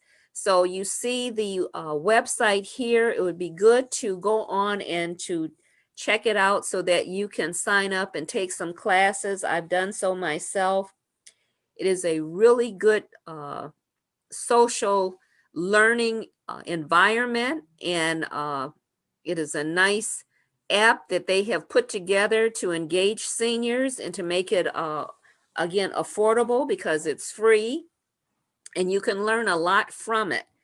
And I invite you to visit it so that you can become more informed and engaged, and you will find so many options on this site for you to log in and take classes. And I found that the instructors are very friendly and helpful. So the bottom line is where you are today is not where you may be tomorrow, but regardless, we all age, we all need education, we all have to have income, health, status, occupation, certain amount of wealth, gender, nationality. So to participate and live, we don't get out of life alive. So a note to yourself, get in touch and stay in touch and become engaged with technology. I want to say thank you so much for your time and attention. And I hope this information has been helpful to you. And again, I thank Delta Sigma Theta for your inviting me to present this information to you. Are there any questions?